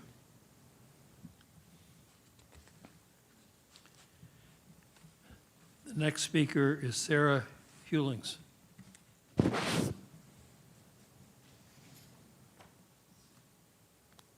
Hi. So I'm Sarah Hewlings, and I'm from Fellsmere Elementary. I am one of the dual language teachers that we started the dual language program this year, and we had the unique opportunity to be a part of the committee that was selecting the curriculum this year. So I was asked here today to kind of talk about how HMH benefits us at Fellsmere Elementary. So when we were looking at the curriculums, we were looking for a Spanish curriculum that was not translated. It was authentic text by authors that were Spanish-speaking native speakers, and HMH was the curriculum that was the only curriculum that showed that, and it was also a curriculum that was designed specifically for dual language schools. So that was the main reason why we really wanted to select HMH. Although we went with Amplify for that first decision, we were very excited when we found out that HMH was going to be the curriculum that was selected after Amplify was not approved, because that left a lot less work on our part finding a curriculum, and it was exciting for us because it was a curriculum that is currently used in a lot of dual language schools here in Florida and also around the country. So that's pretty much it. I know that there is I've heard obviously there's controversy with it, but we at the dual language school in Fellsmere are very excited about the HMH curriculum. So. Thank you. Next speaker, Lamar Notre Giacomo.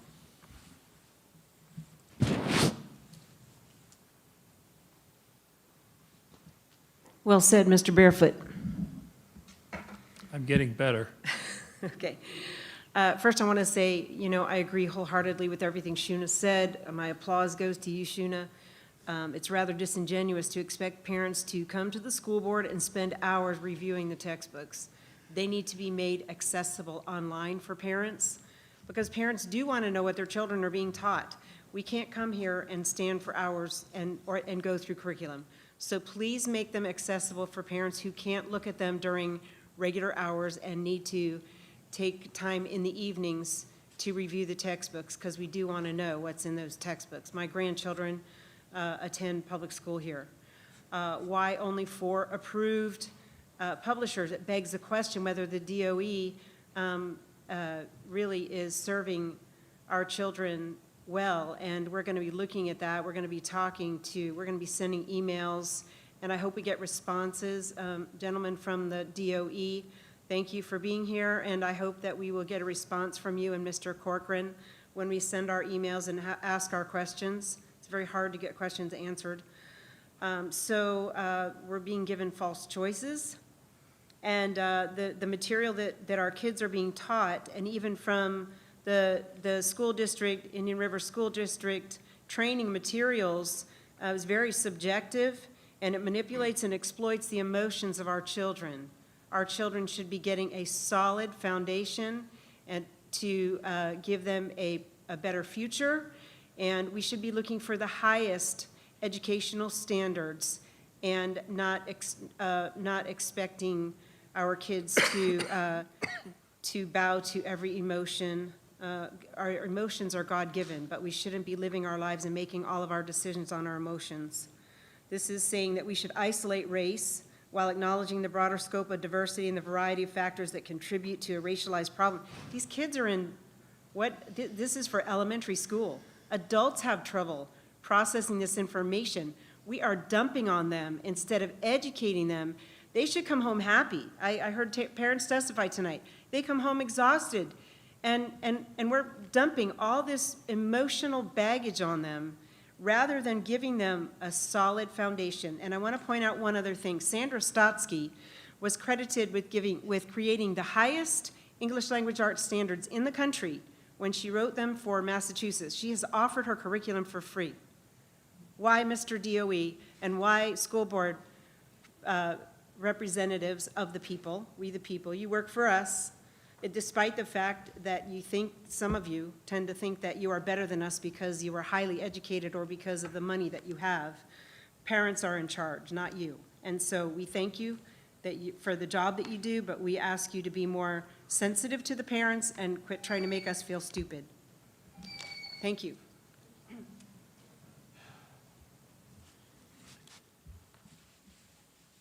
The next speaker is Davison. I'm sorry, I can't read your last name. Sorry.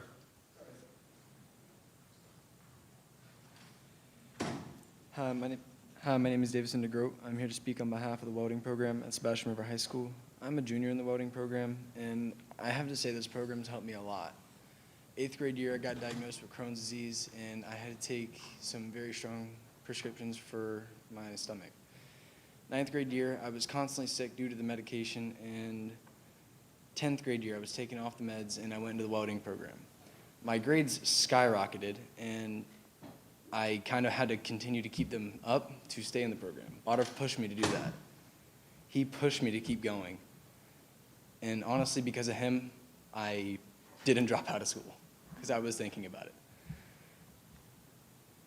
I have relied on this program to keep me in school, and I kind of want it to keep me in school. I'm really hoping for another year. That's all I'm hoping for. I don't care if I get certified or not. I'm hoping for one more year.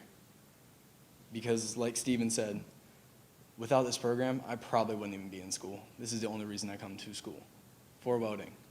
And I had to keep my grades up for welding. So thank you guys for your time. One more year. Thank you. Next speaker, Jesus Lavandera.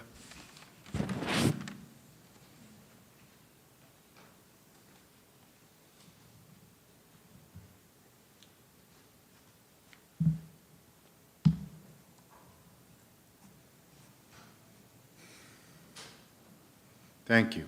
I'm very impressed by some of the comments made tonight about being forced to wear masks within the school system. So I heard some rather educated comments tonight. As you all remember, last school board meeting, there were many people commenting on the masks. If you remember, I was talking about a study co-authored by Dr. Fauci in 2008 that discovered that in the Spanish flu pandemic of 1918, where 22 million people died, they discovered that it was not from influenza that those people died, 90% of them at least, from bacterial pneumonia. And then other authorities discovered that very likely the source of that bacterial pneumonia that killed millions of people in 1918 was in fact the bacteria on the very dirty cloth mask that the Department of Health forced every American to wear in 1918, which of course were not washed and worn day after day after day. Now, of course, now that doesn't happen today in this situation with COVID, because today I know that everyone here who wears cloth masks washes or sterilizes them every 2 hours, never touches or fusses with them, and replaces them every single day. However, we are still hearing reports of bacterial pneumonia. But I remember also last meeting, that you all, after the discussion, commented that your hands are tied, that you have to follow the recommendations ultimately from the highest authority of the land, the CDC, Dr. Fauci, the Centers for Disease Control, which, as we all know, is a very non-biased, very informed organization that wants the best for us. Well, not exactly. Actually, Robert Kennedy Jr. discovered that the CDC actually functions more like a private vaccine company. In fact, the CDC owns patents for 56 vaccines or vaccine delivery systems and has annual revenue of $4.1 billion in a current vaccine market of $30 billion, which, by the way, is expected to grow to $100 billion by 2025. So that means the CDC is going to be expecting to go from $4 billion in profits to $12 billion, just doing the math. So it seems like the CDC basically has one job and one job only, to sell us vaccines. And with those, of course, we're going to need the masks, because guess what? The vaccines don't work. Thank you. Thank you. Next speaker, Dee Lavandera.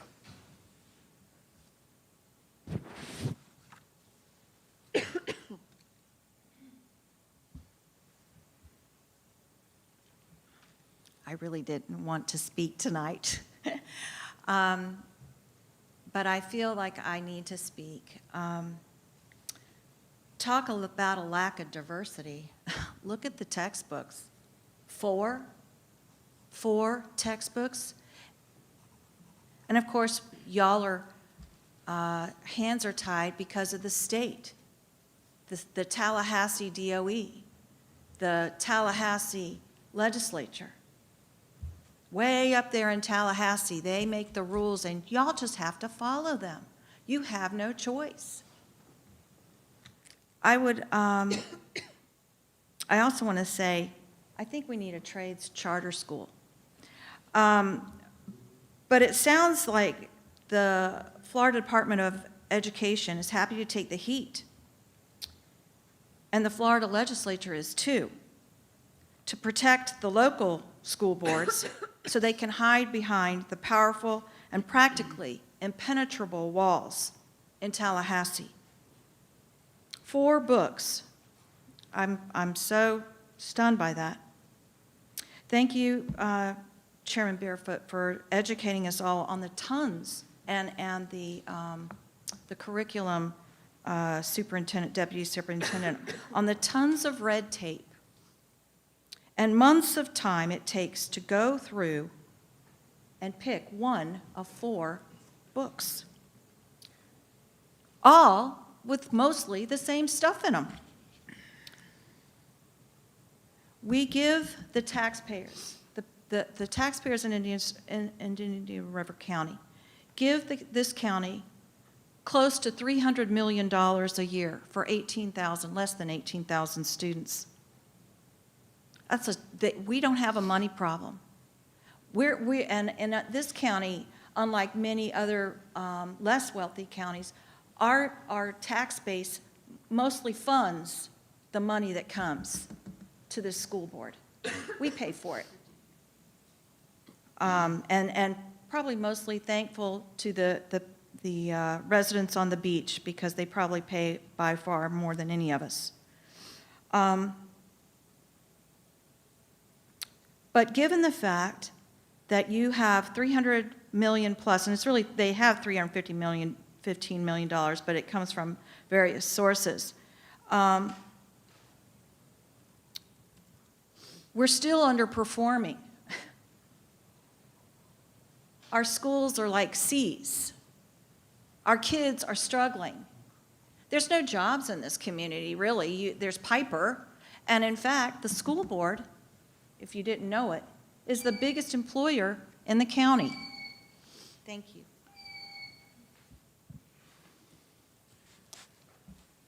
The last speaker is Ethan Galantine.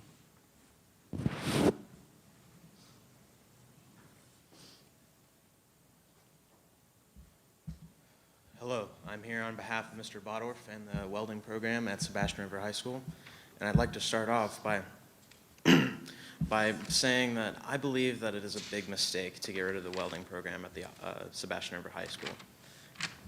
I would like to clarify that I'm not actually in the welding program. However, I am in the automotive program, and I have been for the last 2 years. And in this automotive program, I am considered the #1 student out of all the classes, and I've earned 2 ASC certifications. Now, you would expect that out of these 2 ASC certifications that you could ask me whatever in any of these topics, and I could answer your questions with the snap of my fingers. However, I can almost guarantee that if you were to ask me any question in any of these topics, I really couldn't answer your questions. And I expressed these concerns to some of my friends over there, and they recommended that I went over to the welding program after school. And I went over to the welding program after school. Now, keep in mind, I went into this welding program, and after 2 years in the automotive program, I could barely name the parts of brakes or change oil. Something that you would not even think about. You just bring it somewhere and then have it done.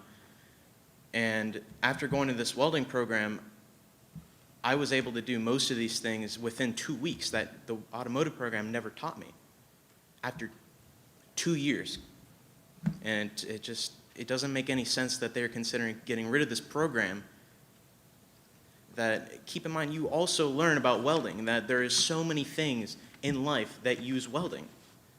Like I heard someone mention earlier, the stairwells have some of the welds that you hold on, just like you hold on to. Something as simple as that.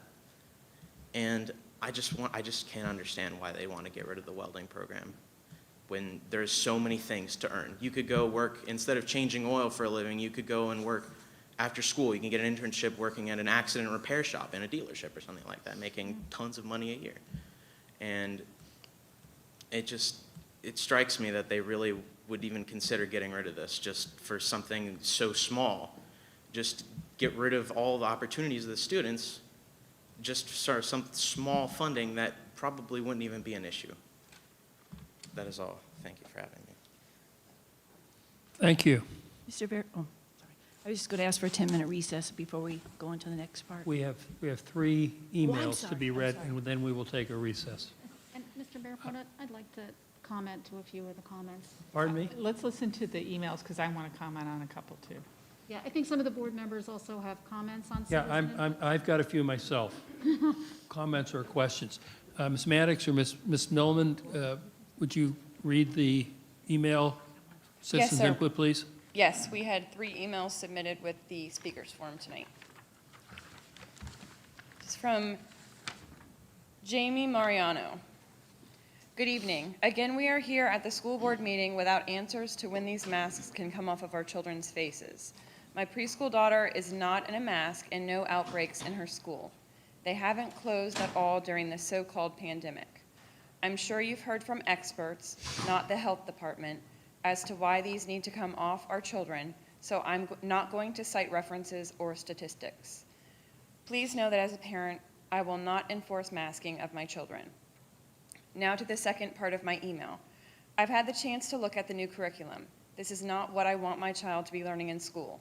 We need to be focusing on the fundamentals rather than social injustices that are provoked by the government influence. If this is passed, I will certainly be considering starting my child into private education where I will know she will be provided with the proper education. Please consider adopting a new curriculum that is based on the fundamentals of education.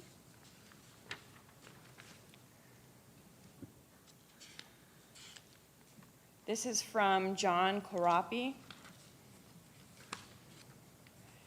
This will go down in the history books on your watch and nobody else's.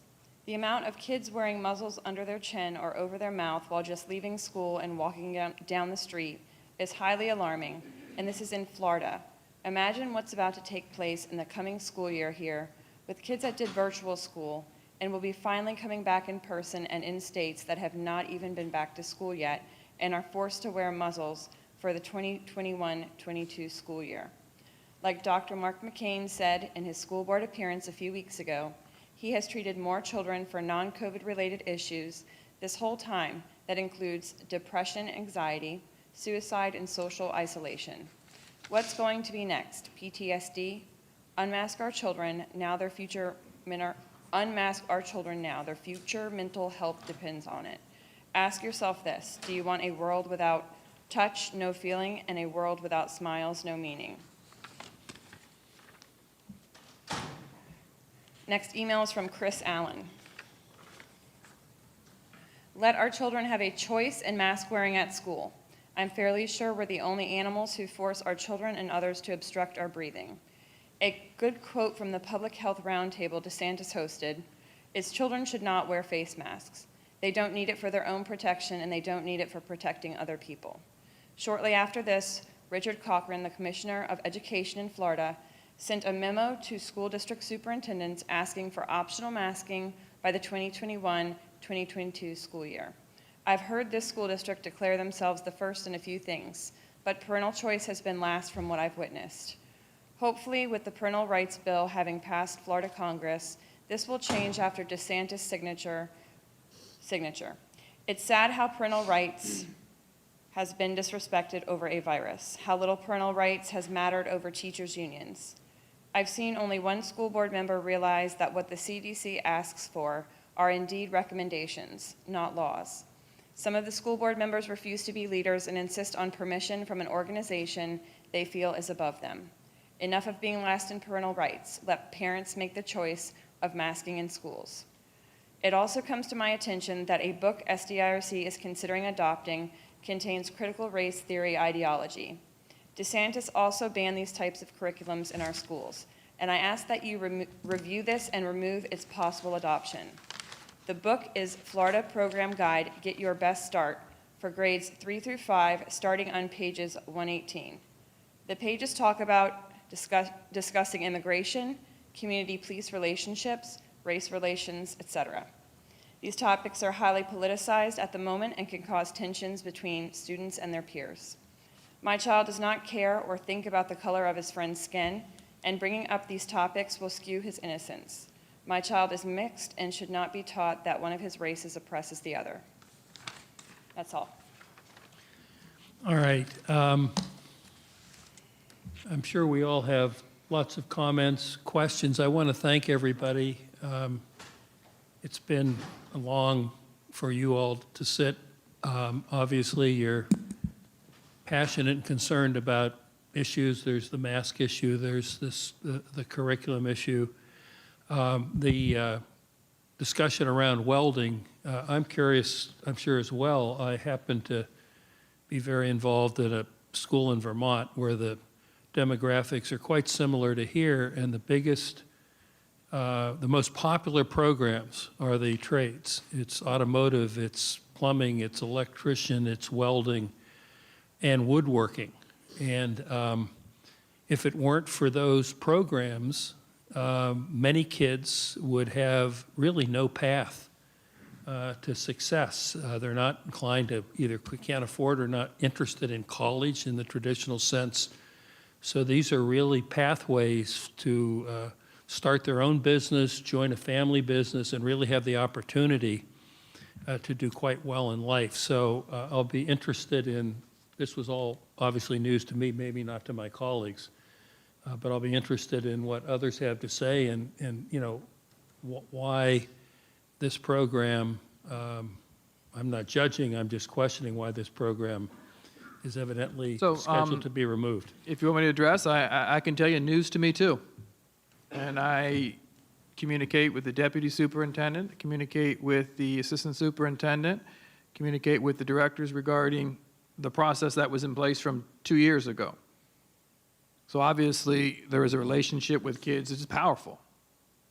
Great relationship, great things going on. So I'm going to have to do some research in terms of what has changed from 2 years ago. My understanding is there students were in that course this year, were scheduled in a way in which they should particularly graduate. But I need to be empowered with the opportunity to engage in the dialogue with the principal, with the appropriate district staff to determine what changed from 2 years ago when this was a conversation to where it is now. Dr. Jones had, having been from Sebastian River High School, I'm sure you've got some history. I will not be objective on this one. Sebastian River High School was built as a comprehensive high school starting in 1995. I have the privilege of serving as its principal from 98 to 2009. What was unique about Sebastian River High School was all of the programs, from IB, dual enrollment, AP, honors, and then all of the career and tech academies. And I know things have changed as far as funding and so forth, but that was what made Sebastian River High School. A young man who's a teacher was the first one to greet me on my first day in October of 1998. And I just want you to know that not only the welding academy, but we talked about automotive and fabrication and nursing and digital and some new ones that are coming with Mr. Anderson this year. But that's what made Sebastian River High School who we are and what we represent. I did talk right when I came on board with our person at that time who was career in tech about, why are we even talking about this? Because, and the answer was something to do with Perkins and grants and money, but we have a wonderful finance person, Mr. Fagan, and this kind of came of a shock to me right now too, because I knew it was coming down the pike, but I wasn't sure when it was, and I would be ready, but I'm going to ask Dr. Moore and his team to really, really look at this because, and even Dr. Moore and I have talked about this, and I'm sure he's talked about it with other board members, a career in tech high school or whatever. I mean, whatever it is that we need, because not everyone is going to college. Not everyone has that ambition. They want to get out into the workforce. When Duncan Thomas and Robbie Robinson started that, and then along with Tyler, it became an absolute, I could say right now, dropout prevention program as far as what we're doing as far as career in tech. Because, we have to have our high excellence for everything we want to do, not only for college, but for career in tech. And there's a lot of technical reading in this, and I understand that. And Duncan and Robbie used to talk to me about that as well. So they've got to be ready to do this, and that's why you're doing the extra work after school. But I'm just going to ask the superintendent to look into this very, very, very carefully, because this is about our students, and I don't want to lose them. Mrs. Barenborg. Thank you. I'm surprised that you're back here as well, because I was part of that vote that asked to extend it along with Dr. Schiff and Ms. Rosario. I remember the conversation well. Sometimes it's better to go through, though, your principal and the superintendent. For the superintendent to be surprised right here, we're told not to do that. Because I get that you're passionate about your program and you call your students and ask them to come speak and take time, and it's important that board members know what's going on, because then we can question as well. So I appreciate people calling me. I had a call right before this meeting about a concern, and I appreciated the fact that that person called directly to a board member, or you have that opportunity as a teacher to call. I was told not to contact you. Who told you that? Jason Keeler. Okay, so that was my next comment. That was my next comment. He's no longer here. So we're not going to bring his name up, but I will say this, that was my concern, is that I was told by that same man that the CTE programs that were happening, your program for one, had different certifications that were coming down the line in order to meet the Perkins 5 grant. And we were allowed to extend it a year even though we might lose funding, and that's why kids are talking about loss of supplies and things like that, because we lose funding, and funding is categorical. In other words, you can't rob Peter to pay Paul, even though I know this man would love to do that sometimes. He's our finance person. But I think that, you get pockets of money. That's how it's created for CT, and it goes to your program. So, and it's protected that way for your program. Some programs have more money than other programs, but that's how it protects programs too. So it concerns me, CTE does have a lot of money in their programs, but it concerned me that it had something to do with certification. I'm not sure if it's your certification or the certification that kids would get when they came out of the program. So we were told that we offer a different welding program at Technical College, at Treasure Coast Technical College. And I understand that some kids don't want to get on a bus and go down to the Technical College. They want to stay at Sebastian River High School because they have a class there and then they want to go. We get that. I understand that part. So that's why I voted to continue it there, because I understood these kids are passionate about the program. They want their program. We want them to have their program. We don't want to stop it. But we also, people say, well, you're tied by the DOE and you're tied by this. Yeah, we are. In some respects, we are. Yeah, we can go outside the box on a lot of things and some things. But when you're talking about certification, then we got another ballgame, because when kids aren't coming out certified out of program and a parent was promised that they were going to have a certification when they graduate, then we've got a problem. Because we offered a program that doesn't have that certification. So when they graduate, they're not going to get that piece of paper. So when they go to an employer, they can actually be employed. So that's my concern is, yes, that individual did tell me the same thing, because as soon as that meeting was over, the next day I was in his office. And I said, okay, tell me exactly why we can't have this welding program keep going. And I didn't like the answer.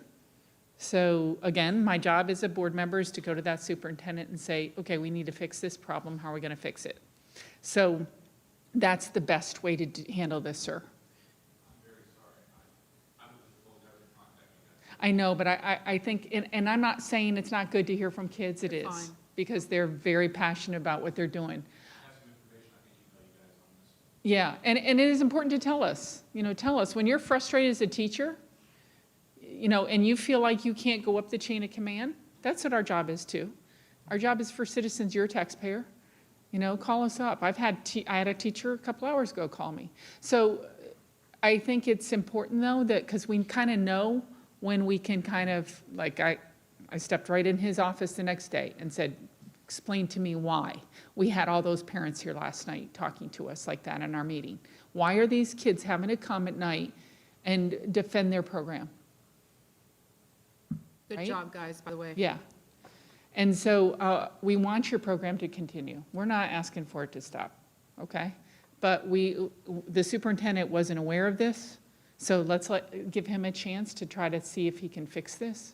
Can I forward stuff again? Yes. Oh, of course you can. And let us know if you've been told not All the to, time. okay? He'll Let us have a know that. one-on-one conversation with you, too. Yeah. All right. There's no case. What are you talking about? Yes. All right, Dr. Schiff, go ahead. I have a few things to say here on this topic and a few others, but I'm going to speak to this one first, and I'm going to speak to it from a slightly different perspective than as a board member, and forgive me if I get emotional. I don't know why that's coming up, but it is. Wow. I know.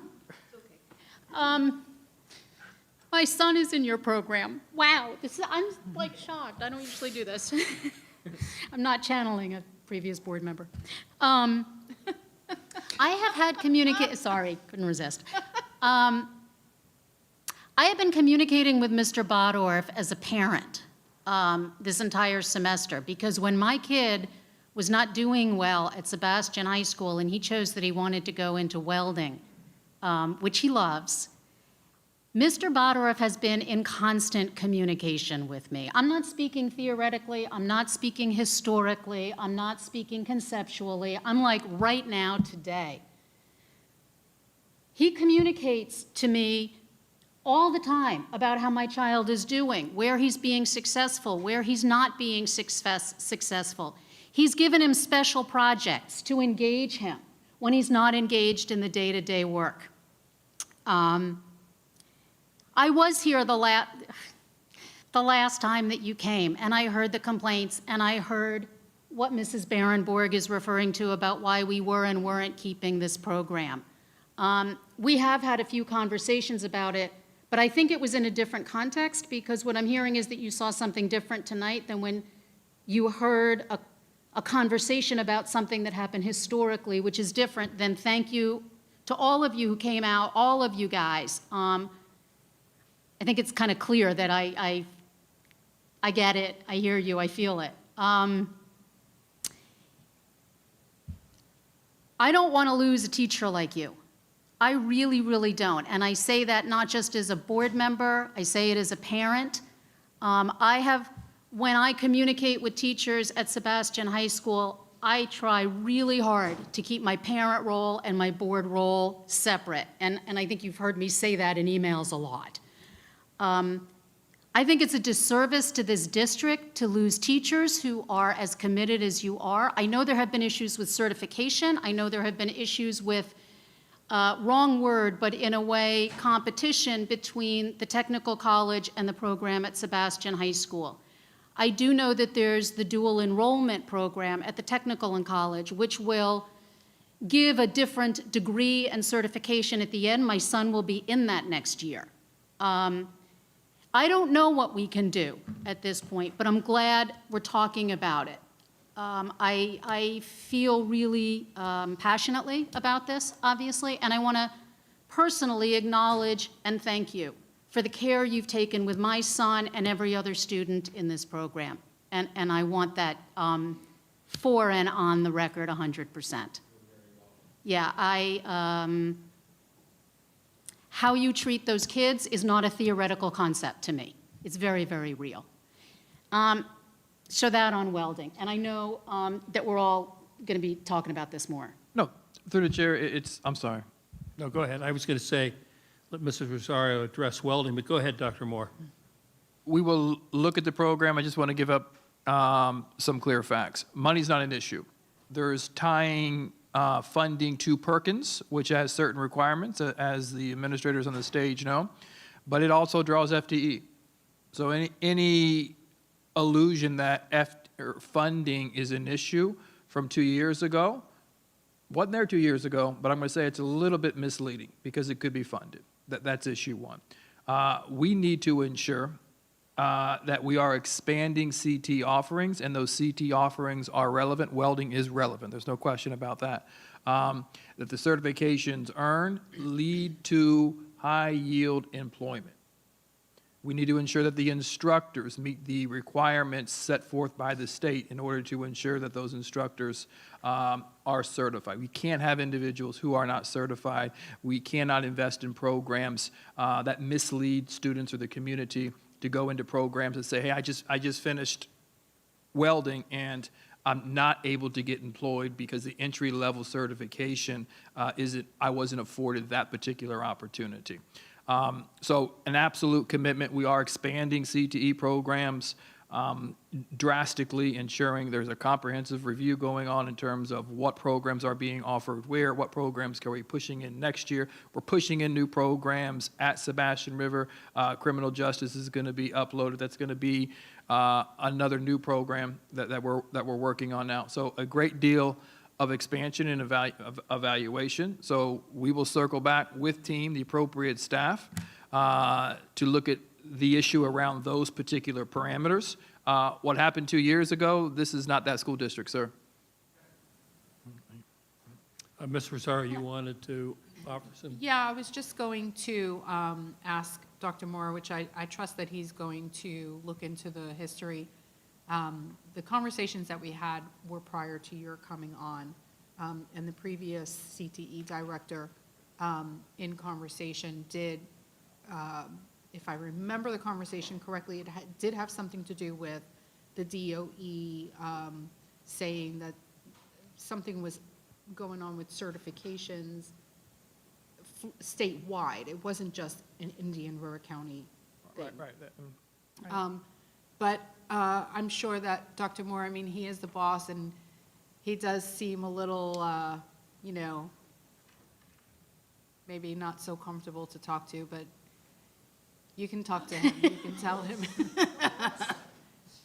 You could talk to him. Don't be afraid to let him know, what's going on. With all due respect, with all fun. I'll take it.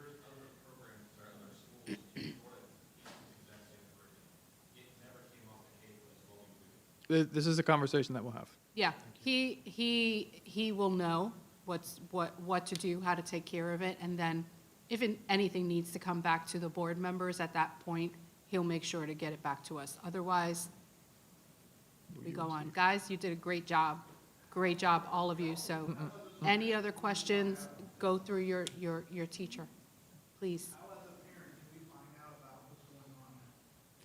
You can write to the board and/or the superintendent.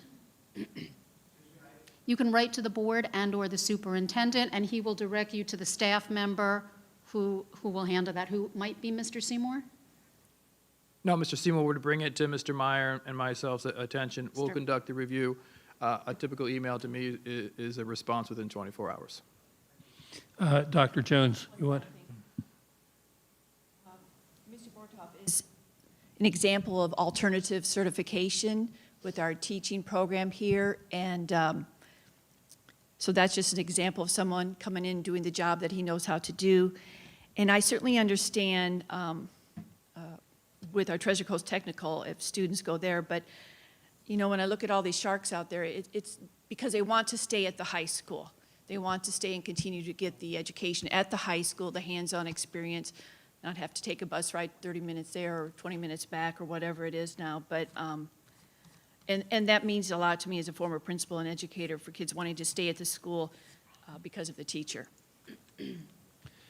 I think the last thing I'd like to say is, first of all, thank you all, and you young guys, and the young lady who also spoke on your behalf. Your parents will be very proud that you were articulate, passionate, and stand up for what you believe in. So keep up the good work, and I'm sure you'll hear from Dr. Moore, and he'll do a complete review. And it sounds to me like you got all the support you need as far as the school board is concerned with your program and others just like it. So keep up the good work, and we'll find a way to figure this out.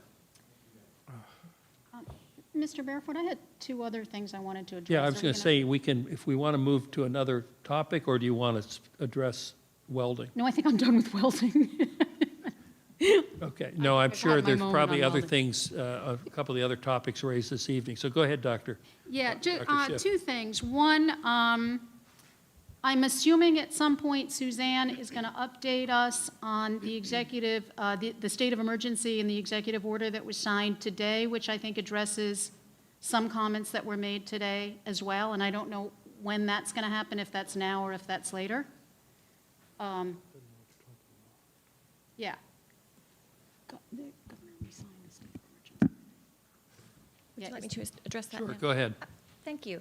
And board members, you may remember in previous agenda items, at previous meetings, discussing both the Department of Health, State Surgeon General orders issued with regard to COVID-19, as well as the governor's executive orders with regard to COVID-19 and the state of emergency. Today, the governor did sign an extension of his COVID-19 state of emergency statewide, which has been in place since the beginning. He signed it today, and it's good for another 60 days. So this most recent executive order of the governor will expire June 26th of this year. In addition to that, it took me a little longer to find, but I did finally locate it. The state surgeon general also issued a renewal of his declaration of public health emergency. That was actually issued back on April 20th. I missed it.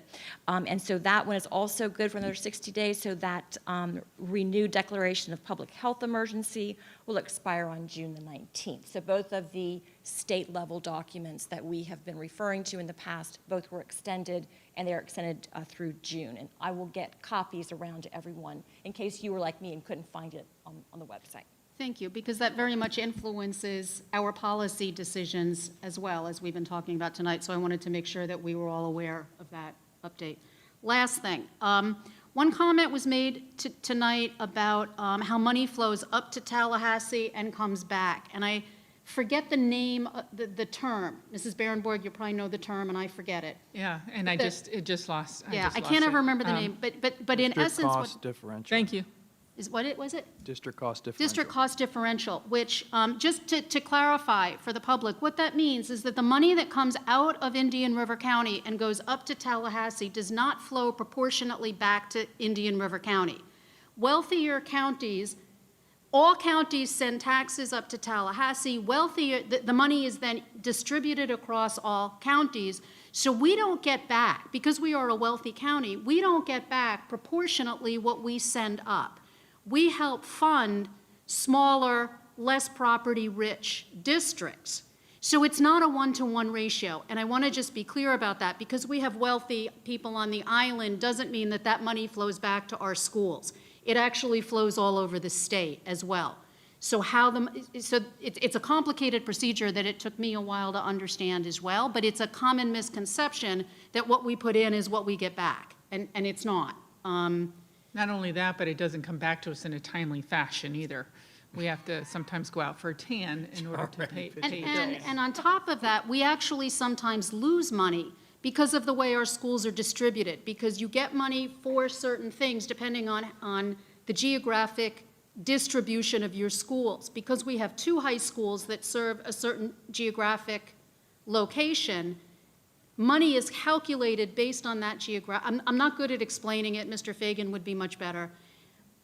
But we've had that argument in budget, or discussion in budget conversations before, that we actually lose money because of the distribution of our schools. So it's far from proportionate, and I just want to be, we lose money. We lose money in transportation, we lose money because of what kind of district we're considered. Again, I forget the name of that, but it has to do with how many schools we have, how much, the tax base that we have, and how that gets distributed, so.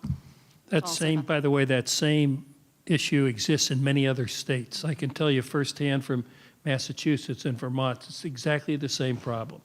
You know, they call them the gold towns in Vermont. They pay most of the taxes in the state, which means the ones that have ski resorts, or Montpelier or Burlington, where the University of Vermont is. Same Yay. issues, same arguments, same problems. Go Yeah. ahead. Doctor, yeah. We just used to call it land rich, people poor. That's what we used to do, land rich, people poor.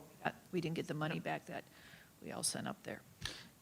I have Go ahead. 2 comments on 2 of the topics that were brought up. And, you know, we used to not do this. We used to sit here and listen and not be able to speak. And you were asking us about that. We changed it because it is frustrating for people to sit here and talk to us and think that we're not human and think that we don't care. And we do care. And it is frustrating because I do have a lot of compassion for people that are frustrated with what's been going on. It is frustrating. And I do have a grandchild that will be coming up through the school. So I'm not without care on this. But there was a comment made about online accessibility on books. Whenever books are available out here, yes, they're accessible online later once we purchase them, but my question is, are they available for online for people to look at now before they're purchased? Through the chair, yes, they have been available. So they are on our website? Yes. And so Yes. how come Mrs. Noda Giacomo did not know where they're located then? I don't have an answer for why she doesn't know that. Okay, are they on the front page? Is it easy for somebody to find? Through the chair, they were. Our front page does change periodically, but they were there for a period of time, yes. They were there during the open adoption time, where it was open to people Yes. to look? Okay. I wanted to make sure that that was available because she made the comment that it wasn't. Yeah, is that, Okay. flips. Yes, they're there, and if not, we can certainly make those available to anyone who needs them. Okay, Can we do so, that? Can we make them, I mean, I can email them directly if they're having trouble finding it. no, can we make them, put them back on the website? Yeah, make them if they available? aren't, I'm not certain. I think that they are. okay. Yeah, here it is. It's right here. So I want people to know that they still have that ability to look at them online. Okay. And then the other one was the mask mandate, which has been so much fun to deal with. And I did ask for this date today for the superintendent to give us an update as to what's going to happen this summer. And I asked for an update as to what's going to happen in the fall. And he did give us that update today. I don't know if you were paying attention to it or saw it, but Dr. Moore, can you tell us, please, what's going to happen with summer programs? Summer programming, we have updated our Safer at School program. The major shift is a 6-foot physical distancing to 3-foot physical distancing, as well as other modifications. As an example, water fountains in classrooms will now be able to use them to fill up your water bottle. Also, the relief of not having to go to a doctor to be signed out if you had COVID, that's no longer the case. If you had the vaccination or you had COVID within the last 3 weeks, you would not be quarantined or subject to possibly not being quarantined. But the big thing is the 6 to 3 feet. And when you look at summer school programming, the size of our campuses, the limited number of students that are going to be there, the reduced ratio, we will be have opportunities where students can spend the overwhelming majority of their day to have the option not to wear a mask. Matter of fact, we looked at that at a larger scale. So I spoke to the principal at both Storm Grove and Vero Beach Senior High School, and it said, how many of your classrooms at a distance of 3 feet would be able to allow the students to be in their classroom from the beginning of the bell to the end of the bell and have the opportunity to be optional regarding its mask? And the answer was at Storm Grove, every single class and the majority of classrooms at Vero Beach Senior High School. We also reviewed the rates that the CDC is using. We want to be in low in both of those 2 different rates. There's 2 different ways of doing it. That is, one of which is the 7-day total of students of our population under that 5% positive rate, and then the cases per 100,000.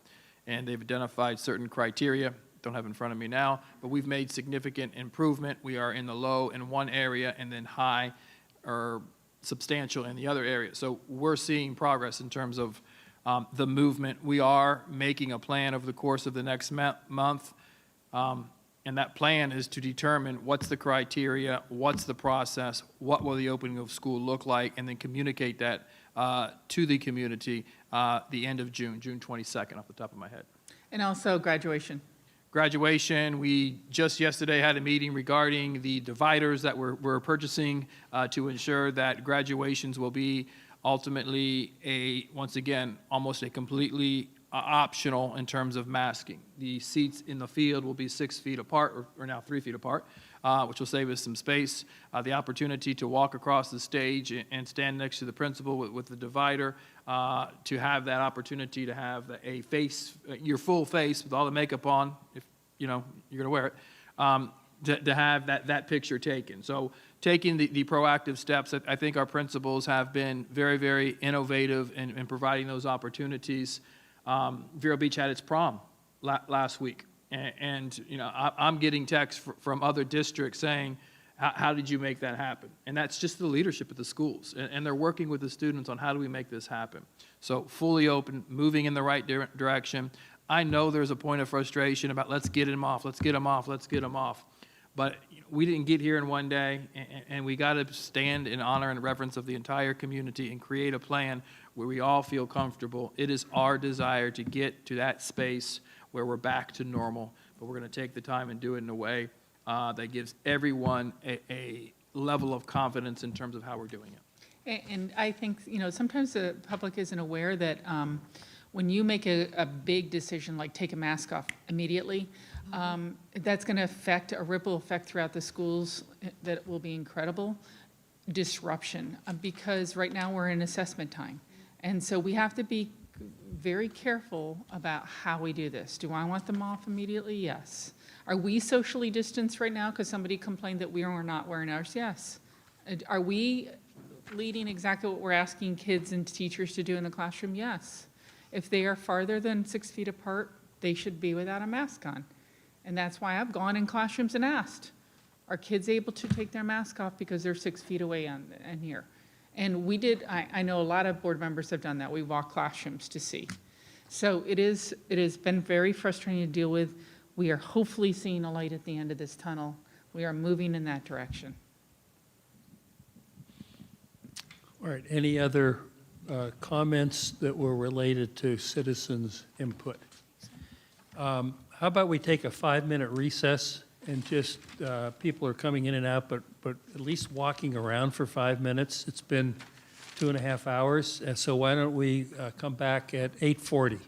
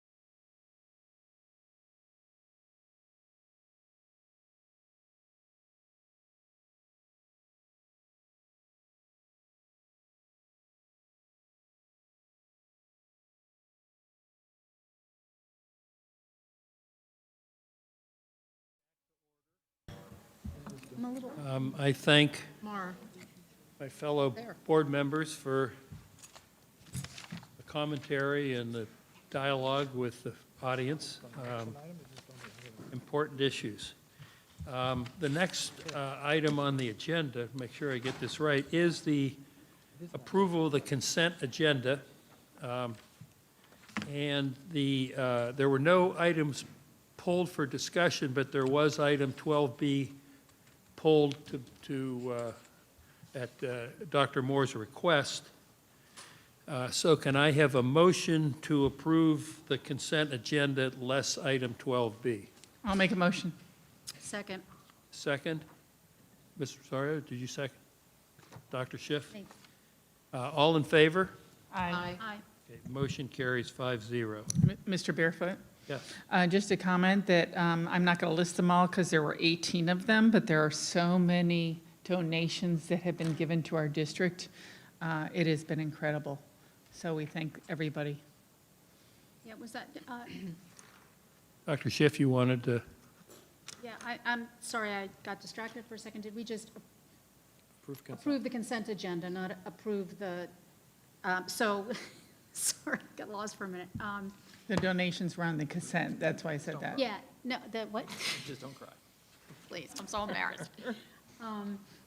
I actually, though, I wanted to speak to that too, and I certainly won't go through all of them, but what is really significant about those is that the total amount received, and I do want to say that, the total amount received, reported for April alone, was $272,885. That's extraordinary. That's a lot of. That's a lot of money for 1 month. The total amount received for the 2020-2021 year is $507,529.15. That's $500,000 in donations.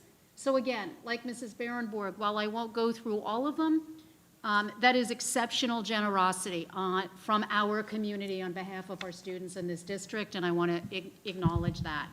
There were some in there that I think do deserve to be recognized, sorry, but There are some large ones, yes. yeah, $75,893 from the United Way.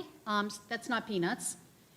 There was $60,000 for Dodgertown from the LJ Foundation, and a number of others I won't. There was $17,000 to Beachland from the Beachland Elementary PTA. These are extraordinary donations. This is not. We often have 1,000 here, 5,000 here, 2,500 there, and by no means to discount those, because those are highly significant. But when we are talking 65,000, 65,000, the Title I department received 2 donations from the Ed Foundation of Indian River County. So we've got 65,000, 75,000, 60,000, 17,000. These are noteworthy donations, and to those who so donated, we humbly thank you. And I think it's also a credit to all of you and to Dr. Moore and his team, because I can tell you in the community that I live in, the awareness of the opportunities to support public education is up a huge percentage. There are Quail Valley Charities, Johns Island Service League, have always supported specific projects, so indirectly, but now you're starting to hear it in conversation. And what can we do to help? And I think that, at another time, we'll continue the conversation that we started a few months back. But this is a very good sign, and I thank all of you for whatever you do to make sure you promote, not that you haven't in the past, but I think we're starting to get people's attention, and that proffers very well for the future. All right, the next item is, this is one where we've already discussed it, but we go through the process here, and this is the recommended instructional materials for K-5 English Language Arts have been available for public review for at least 20 calendar days. As part of the instructional material adoption process, the school board must receive public comment during the public hearing and meeting in accordance with School Board Policy 0169.1, public participation. The Instructional Materials Adoption Committee has made the recommendations for HMH into Reading English Language Arts Materials. The approximate cost of this adoption is approximately $1,668,047. And obviously, we got plenty of public input already. So at this point in time, this item deals with the adoption of the English Language Arts Instructional Materials for elementary. Dr. Moore, have you documented that this public hearing was properly advertised in accordance with state statutes? I have. All right, we now recess this meeting, conduct the public hearing as advertised. The public hearing is now in session. Dr. Moore, are there any written responses to the advertised public hearing to be read at this time? Through the chair, no one signed up to speak, but for the record, there were a number of speakers during public hearing today. And the public that's here is invited to address this if they haven't already. All right.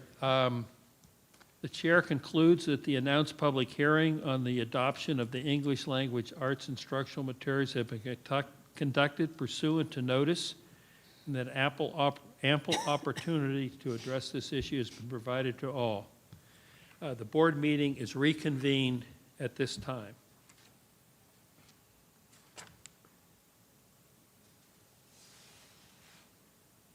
I guess that's the process that I want to make sure I'm correct on this, that there's nothing else we do now except the, correct? Okay. It's for public input, all right. But there's nothing else, do we have to do anything at this meeting on this topic, or do we move to the next? Okay, all right, good. I didn't want to not follow. Thank you. So the next item is 2019 Equity Committee recommendations. And I want to read this for the record, and then I'll recognize Dr. Moore. As part of the 2018 Joint Plan, the school board established the Equity Committee that is responsible for monitoring and documenting compliance with the desegregation order and for making recommendations to the school board. In October 2019, the 2019 Equity Committee provided 53 recommendations as related to the 2018 Joint Plan. In honor of the contributions and work of the 2019 Equity Committee, the school board approves the receipt of the recommendations, which have been instrumental in informing the superintendent's development of the newly created District Strategic Plan and African American Achievement Plan. These recommendations will continue to inform the work of the district in order to memorialize the recommendations provided by the established equity committees, as well as ensure a systematic process for receiving equity committee recommendations.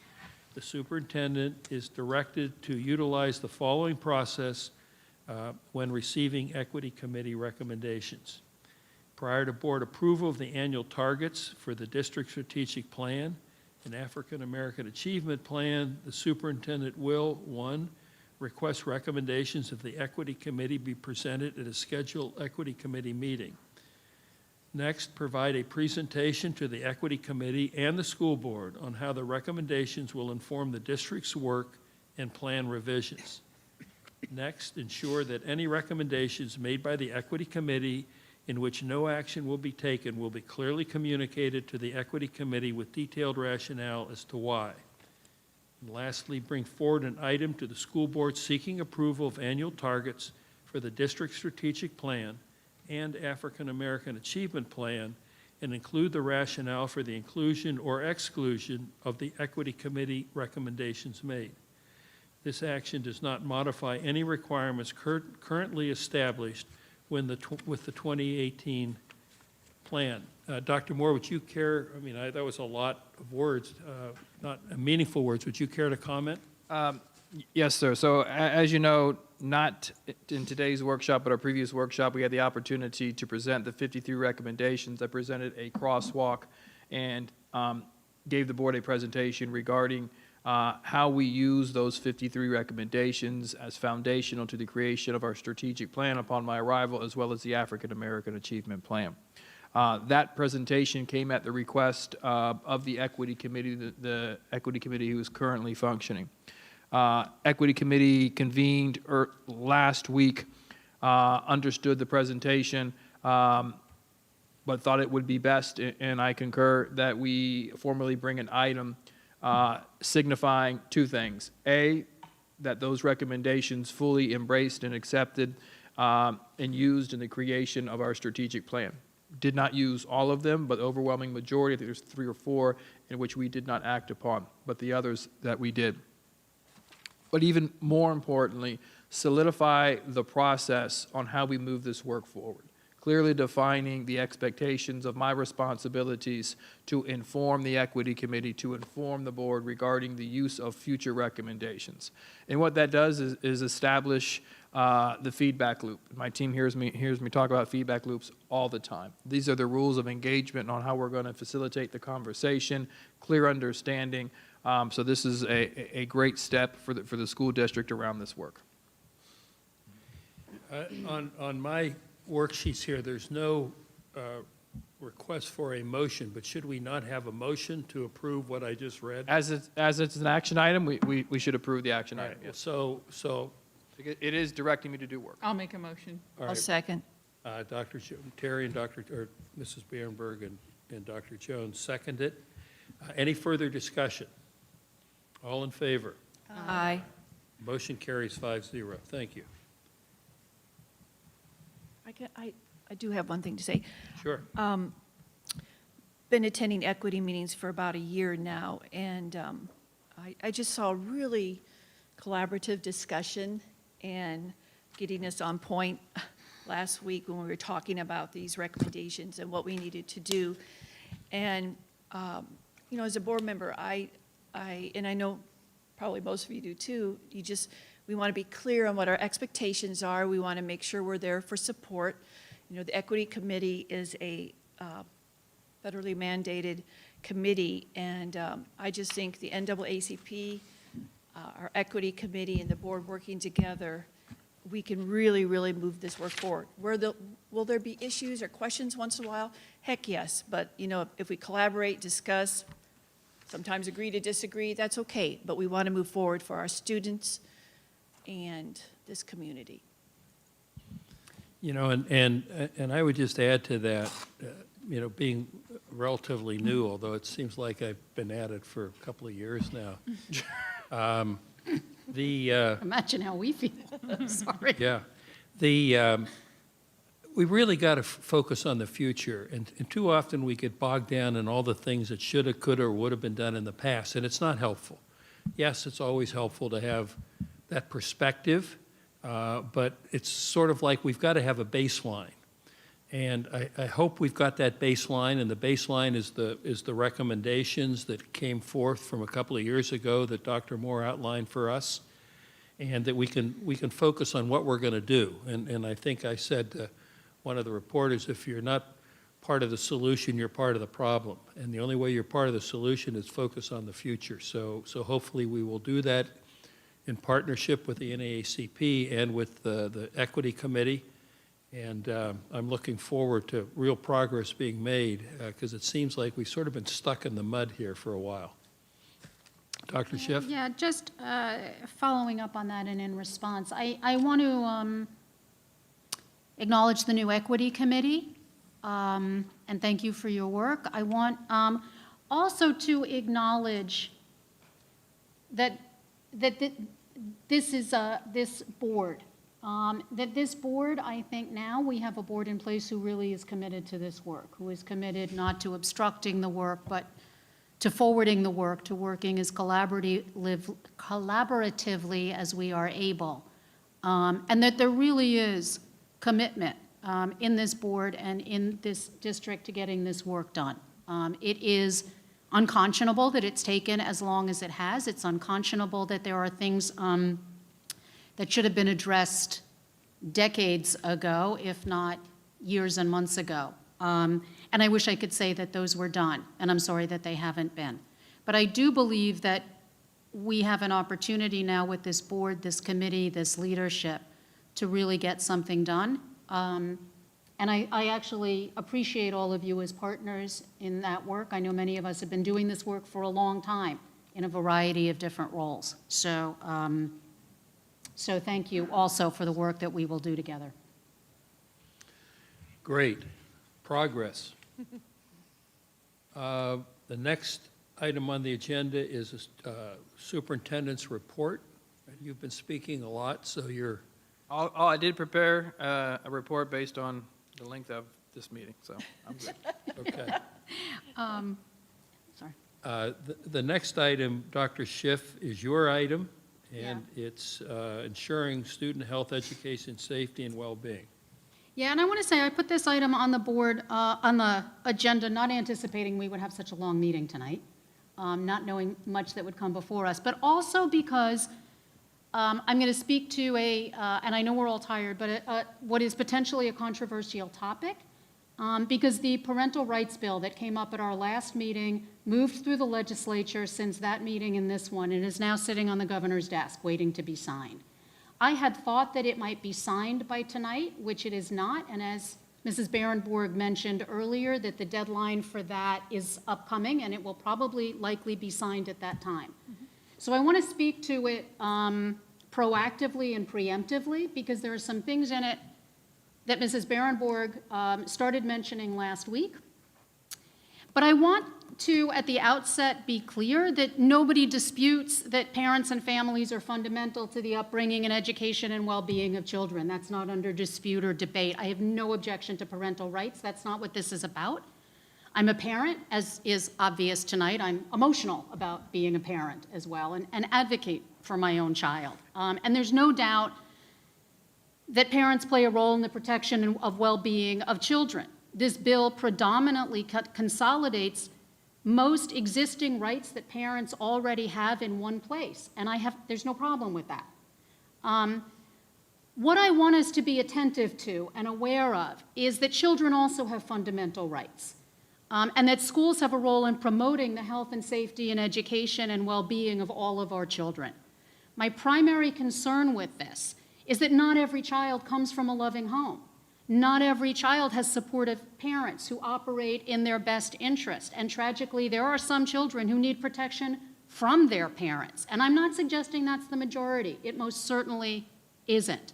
But some parents may actually be threatening the health, education, or safety or well-being of their children. Again, it's not the majority, but the reality is that there are parents who are violent, who are criminal, who are unfit, who have children removed. And this really can have disastrous consequences for our most vulnerable and most marginalized children. I know of many educators, and there are probably several sitting at this dais right now, who have experiences of students sharing things in confidence out of fear of physical harm, emotional harm, possible disownment by parents due to their political, religious opinions, sexual preferences, desire to obtain reproductive health information. I'm concerned that under this bill, teachers or other school personnel might potentially be disciplined, fined, if they withheld information from parents, even if the student asked for privacy, and argued that sharing such information could lead to their disownment or their harm or their abuse. It is not the majority, but it's our job to protect our most vulnerable students. I take that responsibility very seriously.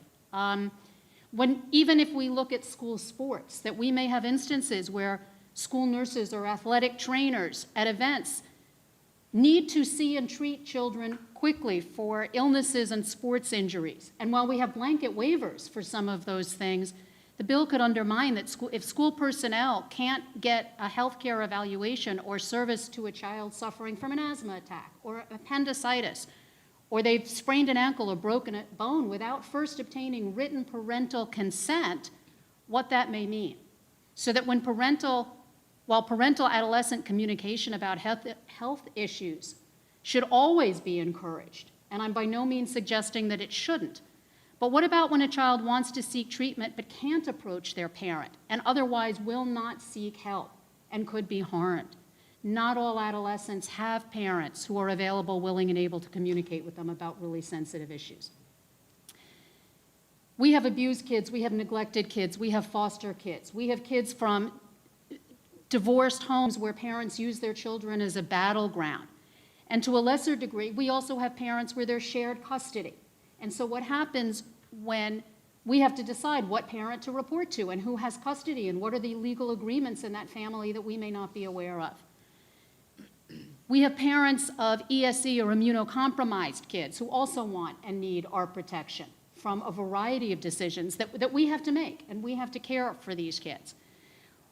There are things that don't rise to the level of DCF reporting. There are things that are not. We are mandatory reporters when there are instances of known abuse or neglect. But there are things that are borderline, that don't rise to that level, that children need to have somebody to talk to, and they need to feel safe to be able to talk to adults, sometimes outside of that home. And I want to protect those kids. And I want to give them a space. I want them to be able to seek help in school, which may be the only place they can turn to. So for these reasons and others, and while guidance has not yet come down on this, which it will once this bill is signed, which I anticipate that it will be, and guidance will at that time come down from the state about some of these implementation issues. What I am asking for support from this board for is to direct the superintendent to very carefully think about and identify student populations and circumstances who also need our protection. I am requesting the board's support to direct the superintendent to develop local language that applies specifically to this school district for policy and procedure, consistent with state guidelines when they emerge, of course, but that identifies the needs of these children, of these marginalized children, of these children with sensitive needs, of kids who may have nowhere else to turn. And that helps us protect these children, that helps us protect teachers and administrators from prosecution in the case that a student seeks confidential help and support, and protects the interests of students and teachers as well as parents. So I'm asking for the board's support to make sure that we have local guidelines, that we ask the superintendent to start immediately on identifying these populations, these kids, and bring back to us guidance about how we will also protect and support children and teachers and administrators in our district. And that's my item. Just in response, Dr. Schiff, having run a college for 7 years, I could tell you stories at the college level you wouldn't believe. I have heard them. But you're right, the kids have rights. And the only thing that I would suggest, not that it wouldn't have happened anyways, make sure, Mr. Agresta, because the legality of some of this stuff has also got to guide, your, whatever you come up with in terms of how we want to define or how we use these words, because it can be quite tricky, and we don't want to find ourselves in a lawsuit with a parent who in a college setting will say, well, I'm paying his or her tuition. I need to know or want to know. Well, guess what? Tough luck. The law protects the student. I don't know how the law pertains to juveniles, whatever, if there's an age definition of a child versus a college-age student, I don't know. But this can be tricky stuff, so you're wise to bring it up. Dr. Berenberg? Well, I've got a doctorate degree, awesome. Thank you. You just got promoted. I started towards that, You just but got promoted, yeah. Thank you. You brought up legal documents and custodial and non-custodial parents. We're trained as administrators to get that documentation when there is that situation. So that's already in place. So you brought up a couple of things that you're questioning that are already in place. There have been protections for children that you are talking about. I have had multiple occasions to deal with these situations, both as a teacher and as administrator. I think that the reason why this bill came about, and a lot of the things that are in the bill are already in statute, so some concerns of people, I'm wondering if they've read the final bill. Because there are protections in place for kids. There are protections in place for adults when reporting. That I don't think is going away. The concern we've had, and I have it as well, is sometimes a parent is not. Sometimes people supersede their positions of protecting the child without really thinking about the parents right either. And I think that's why this all came about, is because sometimes that has been breached. And parents finding out later on that decisions were made without their consent or without their knowledge. I don't think that's fair to a parent. So I will be very careful with what you're asking us to do. I think that we need to make sure that we understand the law that's going to be in place. And like you said, they are going to give us lots of direction. They always do on things like this. There have been a lot of education bills and a lot of bills, and this one is done by our local representative. So I do know that, you know, it's interesting you're bringing it up now before we've had a chance to see what's finally approved by the governor. When he signs it, we will get information sent to us about how school districts can proceed, and I don't think it's our job to go outside the law. So, and I do know a lot of protections are already in place and have always been in place, and I don't think they were meant to remove those protections for kids that are marginalized. You know, there are kids that will share very personal stuff with teachers, and a lot of times it's really tough when you're put in that position as an adult. Do I share? Do I not share? What do I share? How can I share? You know, is this going to hurt the child, not hurt the child? Like you said, we don't know what parent out there might do harm to their child because of some news that they get. It's really difficult decision. But I don't think this bill is going to be signed without that guidance either. I think there will be guidance for that. Mrs. Rosario, you want? I'm going to have to agree with Mrs. Barenborg. There's no doubt that we don't all want to protect and support the marginalized students. There's no question. And I didn't see, when I read, which bill are you reading? So we're HB, clear I so think that it's everybody else is. 541, I think Okay. is the So. 241. Oh, I was on 5.4.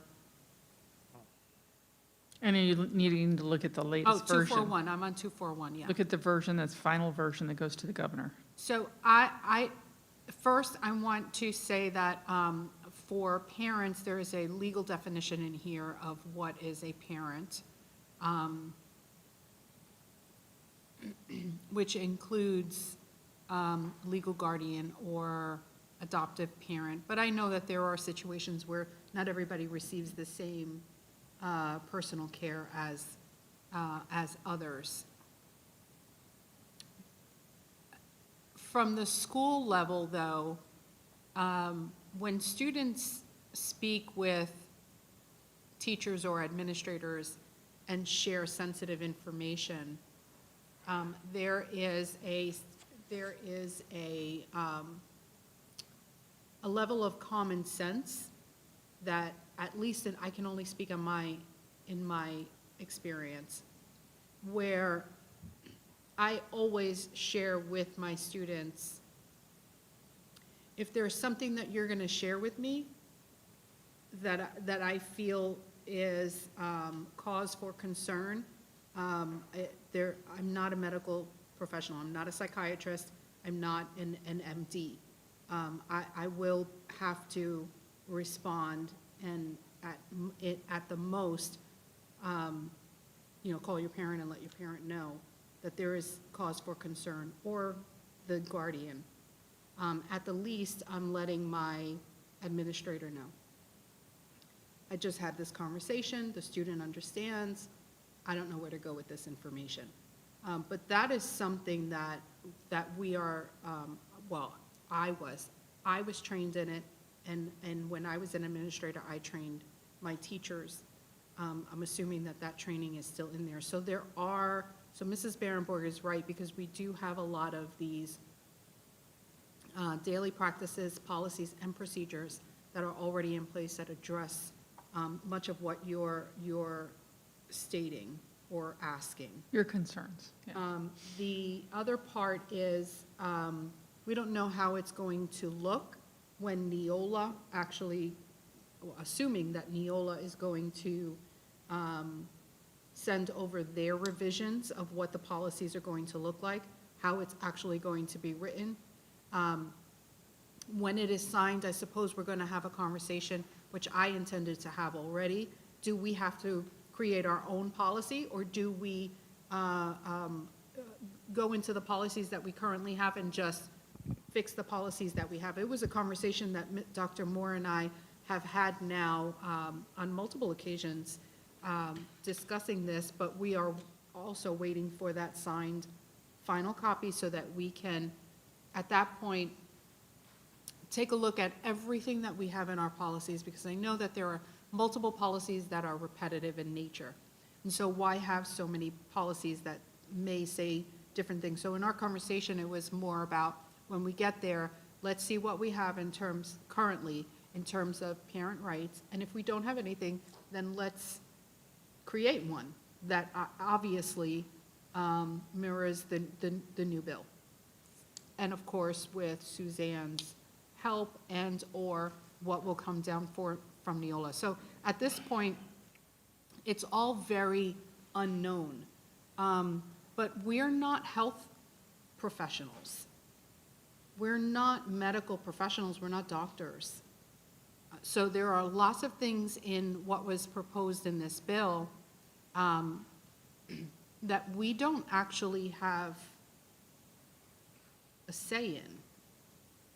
You know, if a student has a runny nose, we're not the ones who, unfortunately, we're not the ones who take the children to their doctor.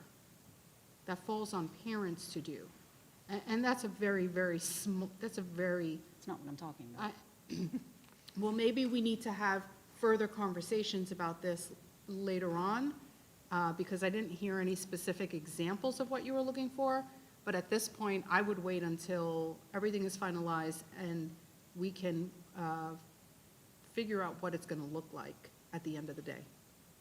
So when I put this on the agenda, it was, it had to be in before Friday. I assumed that the bill would be signed. It hasn't been signed, and so I didn't, my choice was to remove it from discussion or to start opening up a conversation about it sooner rather than later, and I chose the latter.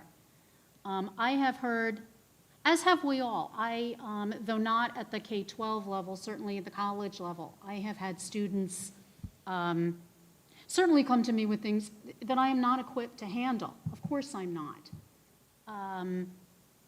And I'm not suggesting that. I'm not suggesting by any means that educators should take the place of doctors. I do think, though, that there are, so in the bill, a healthcare practitioner or other person who violates this section is subject to disciplinary action pursuant to yada, yada. We'll get legal guidance on this stuff. I'm clear that we will.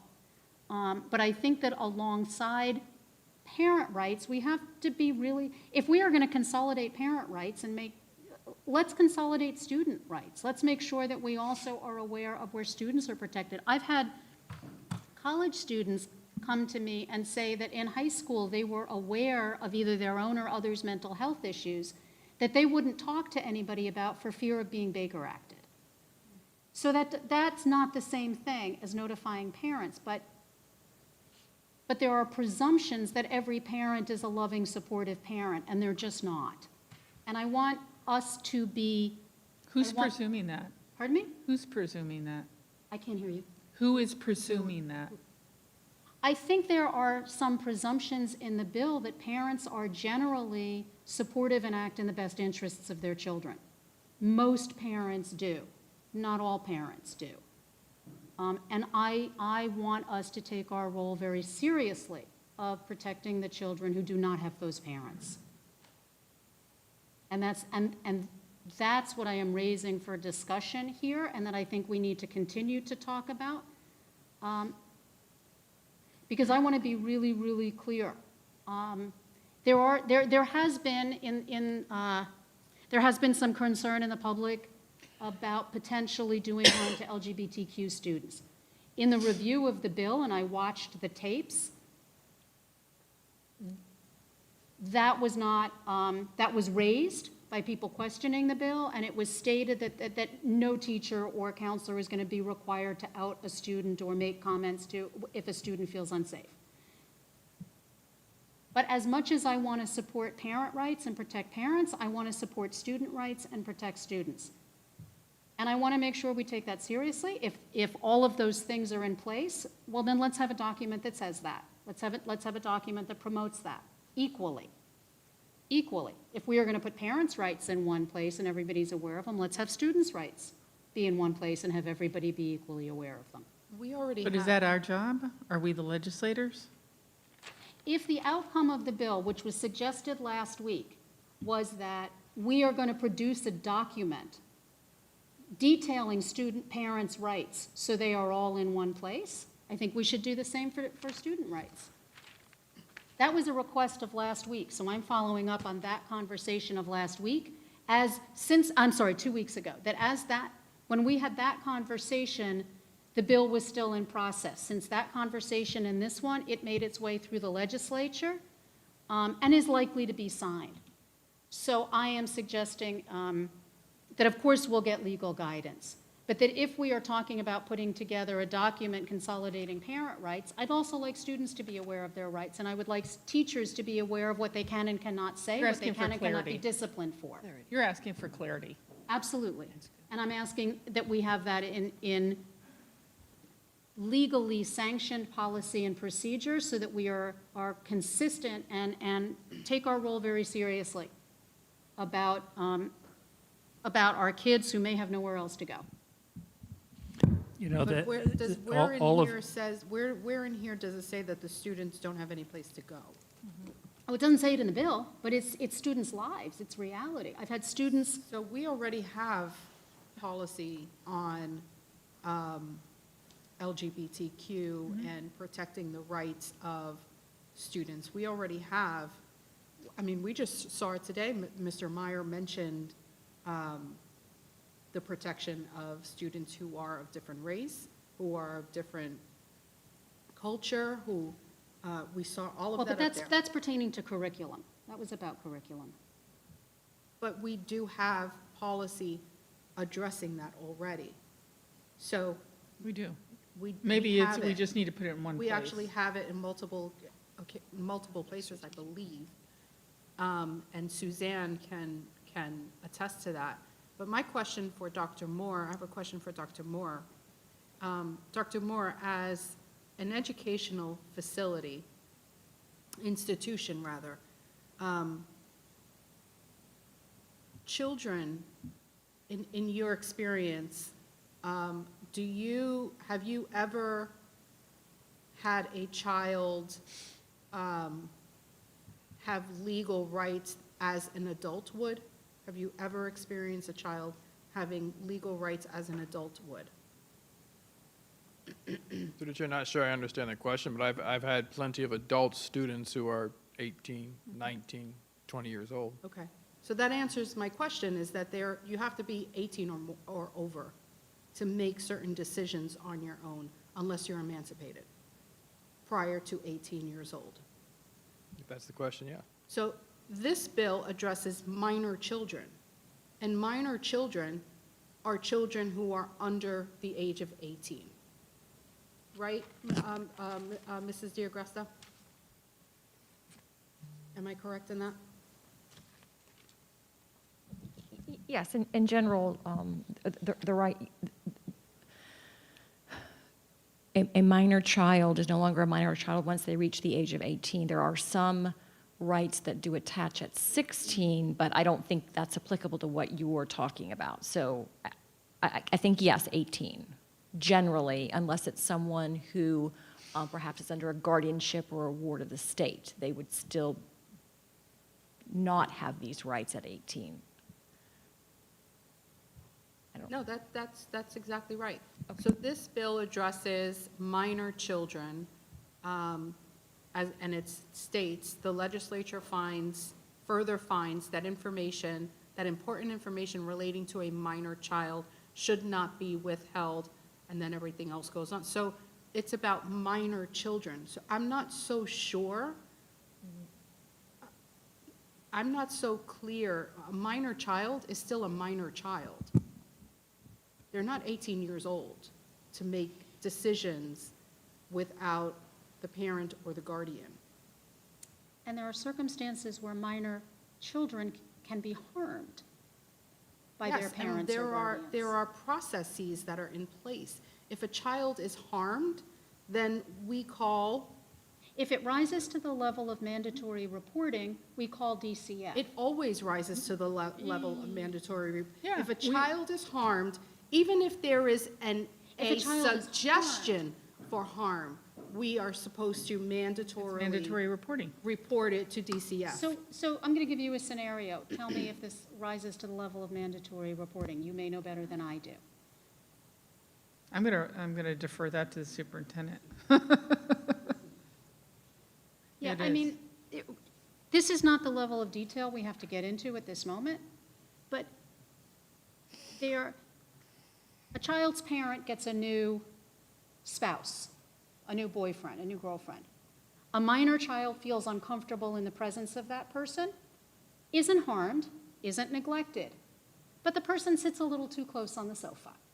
The person finds reasons to be in that child's room, for example. May not rise to, it's the child's feeling. There may not be documentation, there may not be evidence. The child has a feeling that something is not right. It doesn't rise to the level of DCF reporting, in my understanding. Are we required then we will get guidance, but are we then required to report that into a home where that could do harm? We don't know I want us yet. to be sensitive to that. We don't know yet until we Dr. see Moore? Dr. Jones wants to talk. Go ahead, Dr. Jones. Sorry. Would you mind if? Well, Dr. I know, Moore- but I haven't been able to say anything yet. So, Yeah, but go please. ahead, Dr. Moore. Go ahead. Each scenario is different. So in those same scenarios, I myself, as a counselor, have called DCF. In other situations, as it was described, haven't called. And I think as this move forward and guidance is provided and we review our current policy, it is creating a presentation and clearing up any confusion or developing clearly defined systems on reporting.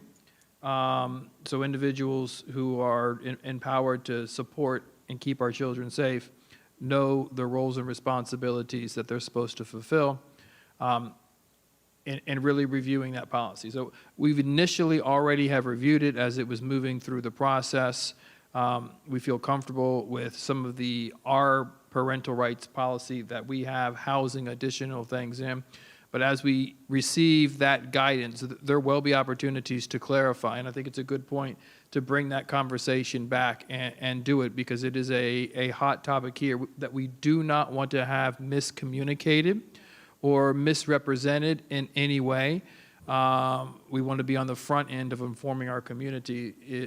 This is our updated policy, which I think now that we're probably going to have to add a few things to, enhancements as to what we currently have, which is better than most districts because they probably have them all over the place.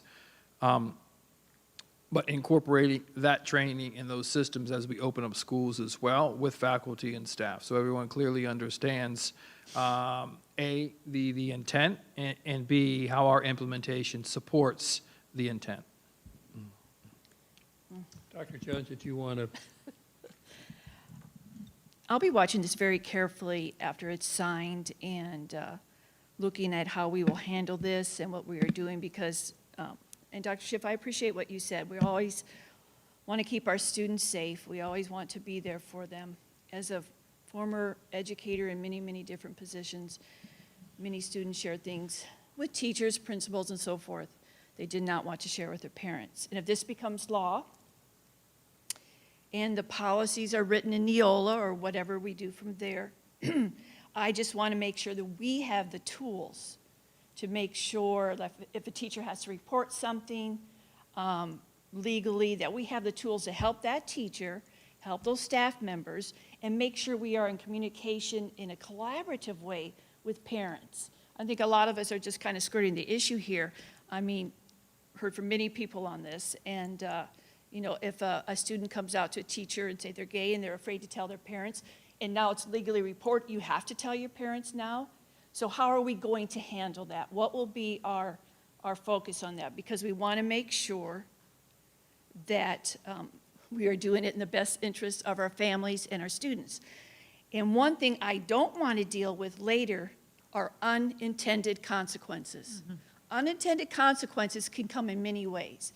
You know, the best scenario is, you know, meeting with the student, meeting with the parent, and it all goes well. But an unintended consequence for any issue, I don't want to deal with later. Let's be proactive on that in helping our students and our families, our parents, the extended family, whatever we can do to help, because it's very, very important to our students. What you're suggesting is, first of all, judgment plays a big role in this, and not everybody has good judgment. But one of the things you just have to be mindful of is that whatever policy we have is not law. And so however a policy is drafted, crafted, and then implemented, it's got to be done in a way that doesn't put us in legal jeopardy, because a policy does not protect us for doing something that we're not legally allowed to do. So I've just seen the unintended consequences of all good deeds do not go unpunished. So this is a great discussion, but it's tricky.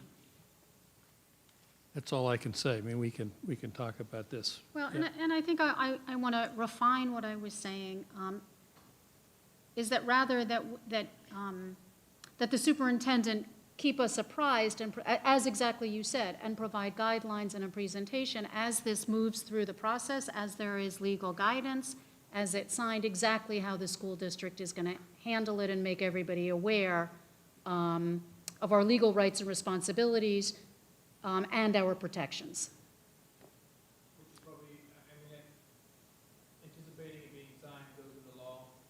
July 1st, we work through implementation to ensure as we open up the school year, we have it operationalized in order to implement, which would include that training. Question. Mr. Meyer, Mr. DOE guy, will it, when this kind of, I don't know about you, but I'm tired. When this kind of, I don't know if there's any kind of comparative bill or law, I don't know, but when the DOE sees stuff like that, will they then be able to kind of help create, I mean, all school districts will be looking at this. And so will there be any kind of template that they could say, okay, maybe you need to look at this or that, or this is how maybe this could work? Do you anticipate that? So through the chair, thank you for using my name first before calling me Mr. DOE guy. I almost forgot your name. Generally speaking, the department is careful not to overstep its bounds also. Okay. So I apologize, I don't have the entirety of this bill memorized to see whether or not it does explicitly give the department rulemaking authority or task the Department of Education to provide guidance. You'll see that in some bills. But there are places within the general scope of the Department of Education where they have that overarching authority anyway. So, you know, I don't know that I would lay any money one way or the other Okay, all right. on whether or not they're going to take action on providing explicit instruction on this or the timely fashion of which that may arise. You know, I just checked, the bill has not been presented to the governor. Right. There's no limit to how long the legislature can sit on a bill before presenting it to the governor. They could wait until June to present it to the governor, and then he would have 15 days to do it. So I agree with Dr. Moore. We just need to be prepared and start looking at it ahead of time to be proactive so that we're not behind the 8 ball. Thank you. I thought it was 7 days, no? It's 7 days if presented to the governor during session. During session, So it okay. has not, they have not, I mean, they have 3 more days, and of course, if the session is extended, they could present it then. Please no. Yeah, right, so. Oh, one thing I was going to say, and I think part of the reason, I know the reason why this bill came about, the story behind it. No, it's a personal story from a parent that in this district. But I will say this, that, you know, Ms. Rosario mentioned common sense, and unfortunately, common sense isn't so common. And I have learned that the hard way, on both ways of looking at this. When you're looking at reporting or over-reporting or under-reporting, common sense sometimes isn't there. And I think that's why protections are put in place for the kids and for the parents. And I will say, I was privy to a situation my very first year of teaching that I unfortunately had a child that committed suicide and left me the note. And I will say that, you know, it still hurts today because my first year teaching, you know, you go to the counselor and you say, I'm concerned about this child and everything else. But back then, you know, they counseled the child and they didn't tell the parent. Had the parent known what the situation was, I don't think that would have happened. And that haunts me to this day, that father didn't have that opportunity to know that his child was hurting. And so for that reason, I understand why laws like this are in place. So think about the kids that are reaching out for help.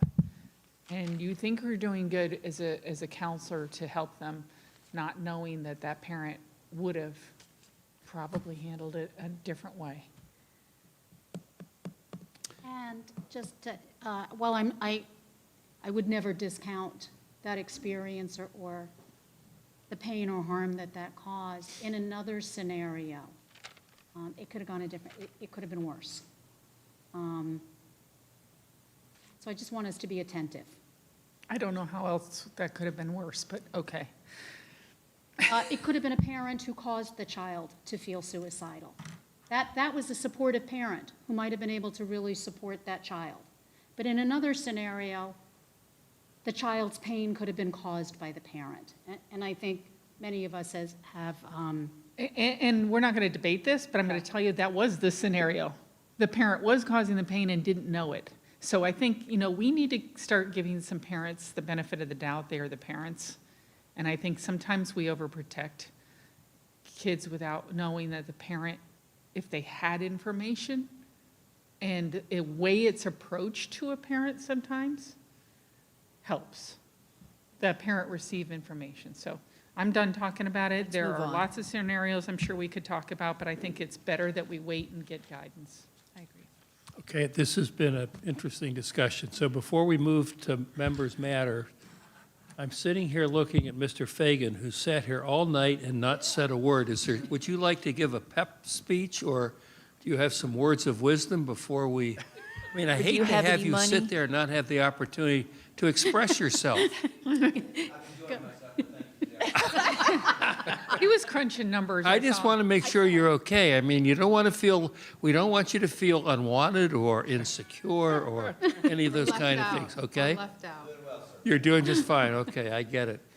All right, members matters. Dr. Jones, you got both hands up, so this is going to be good. Equity meeting, as I said earlier, I really enjoyed the dialogue, equity committee members and Mr. Browning keeping us on target with some of our information, and I appreciate that. And like I said, we know we've got work to do, and we're going to do the work. If you were at the Vero baseball game where I threw out the first pitch, it was a strike, and it was on, it was taped. I didn't throw from 60 feet, but I threw from 45. Sebastian River High School Scholarship Night was amazing. Tomorrow's Vero Beach High School Scholarship. Spring concert at Sebastian this Thursday. I'm the alternate for the Value Adjustment Board. Ms. Rosario could not make that meeting, and I really enjoyed it, learned some things about our costs for the magistrates and so forth, but really good information about what we do with our taxpayer money. It was really good. I did go to the STEAM at the IG Center last Saturday. It was fun, or it was a week before, and the most important thing is that I have a new grandson, and if I look at my pictures, God bless him. He's got lots of hair. We Lots all of saw hair, it. and I'll be going over on Friday, and just very grateful. Thank you. Okay. Other member matters. Dr. Schiff. Just real quick, because I could echo what Dr. Jones said, but I won't. The only other thing I'd add is one of the best events that I have been to since I've been on school board was the Bikers Against Bully presentation of the Buddy Bench at Sebastian Elementary, which was just a total blast. We had, like, I don't know, 30 bikers roaring in on their bikes, riding around the circle in front of Sebastian Elementary and pumping up, not in a bad way, the kids, and presenting the Bully Bunch. There was bench, not bunch. the buddy bench. I'm sorry, it's late. Really, like, one of the most fun events that I've gotten to go to. So shout out to Bikers Against Bullying and Sebastian Elementary School for that. They may be presenting other benches to other schools. They said they were interested in so doing, and I highly encourage folks to go if that happens. It was really fun. Equity Committee, scholarships, yada, yada, yada. Won't belabor it, so that's it. Mr. Zario? Yes, ditto and ditto, right. So without repeating them, I just want to say thank you to Vero Beach Academy. STEAM Fest was not our event. It wasn't a school district of Indian River County event, but I am super, super proud that we were able to partner with them and collaborate on their event and have our students and our schools, rather, participate in the district, participate in the way that we did. So that was wonderful. And on a more somber note, I attended the funeral of Sebastian River High School student on Saturday, Ryan, and I have no words. Very, very, very sad, but it makes you walk away and really think, I'm going home to my son, and this parent is not, and it is devastating to think. So, for anybody watching, hug your children. Tell them that you love them. Mrs. Barron-Borg? Yes, I also attended scholarship night with all of you, and it's always wonderful to see so many kids getting so many scholarships, and the generosity that is in this town is amazing. And I know tomorrow we're going to see that again. It's Vero Beach High School. I'm going to put a little plug in last minute if you'd like to make a donation for Matthew McGarry. Please do so tomorrow morning if you can at Vero Beach High School. His mom was Sherry McGarry, who was our library assistant at Oslo, who died from COVID, and his father died on April Fool's Day. So anyways, this young man is amazing, his resiliency. He's amazing. So he's worth investing in, let's just put it that way. Bikers Against Bullies, just so you know, that was something I brought up a while ago. I don't know if you remember that conversation I brought up about the bully bench or the buddy benches. Yeah. Kids that feel like they need a friend or are being bullied, they sit on the bench and somebody recognizes the fact that they can go be a friend. But what's also interesting about it is those are recycled materials that they use to make the bench. So I just want to put that little plug in that they do that. This was something I put out there for schools to do and challenge schools to do it. But then I found out these guys are wanting to do that for all the schools they can. So we really want to encourage those guys. You got their card, correct, Mr. Bass?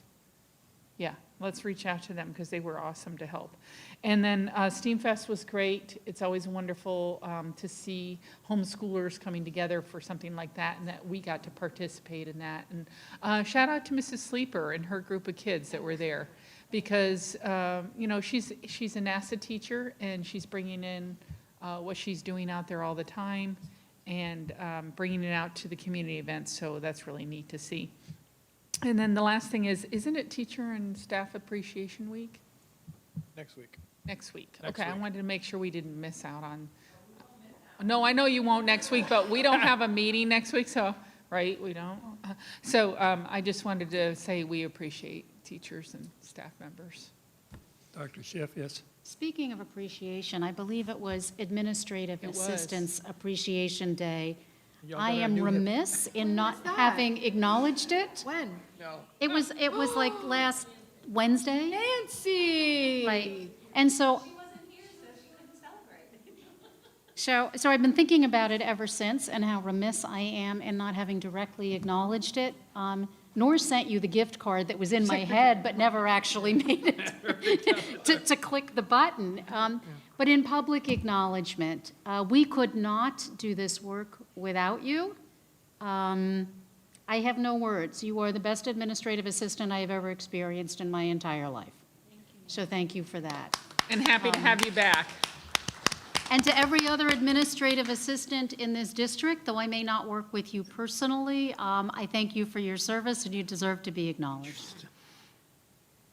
So, and Ms. Poisel and Ms. Davis, and yes, I have worked with you directly, and you do deserve to be acknowledged. We didn't And I forget. thank We you didn't for your forget. work, and I'm in final grading in my other job, and so I'm just a bit of a mess, because I'm trying to keep track of, hundreds of students and this, and so things are slipping through the cracks, sorry. Well, we also like to see Nancy back in Yeah, and welcome back, Nancy. from her hip replacement and moving. We're going to see how quickly you can run around the circle here.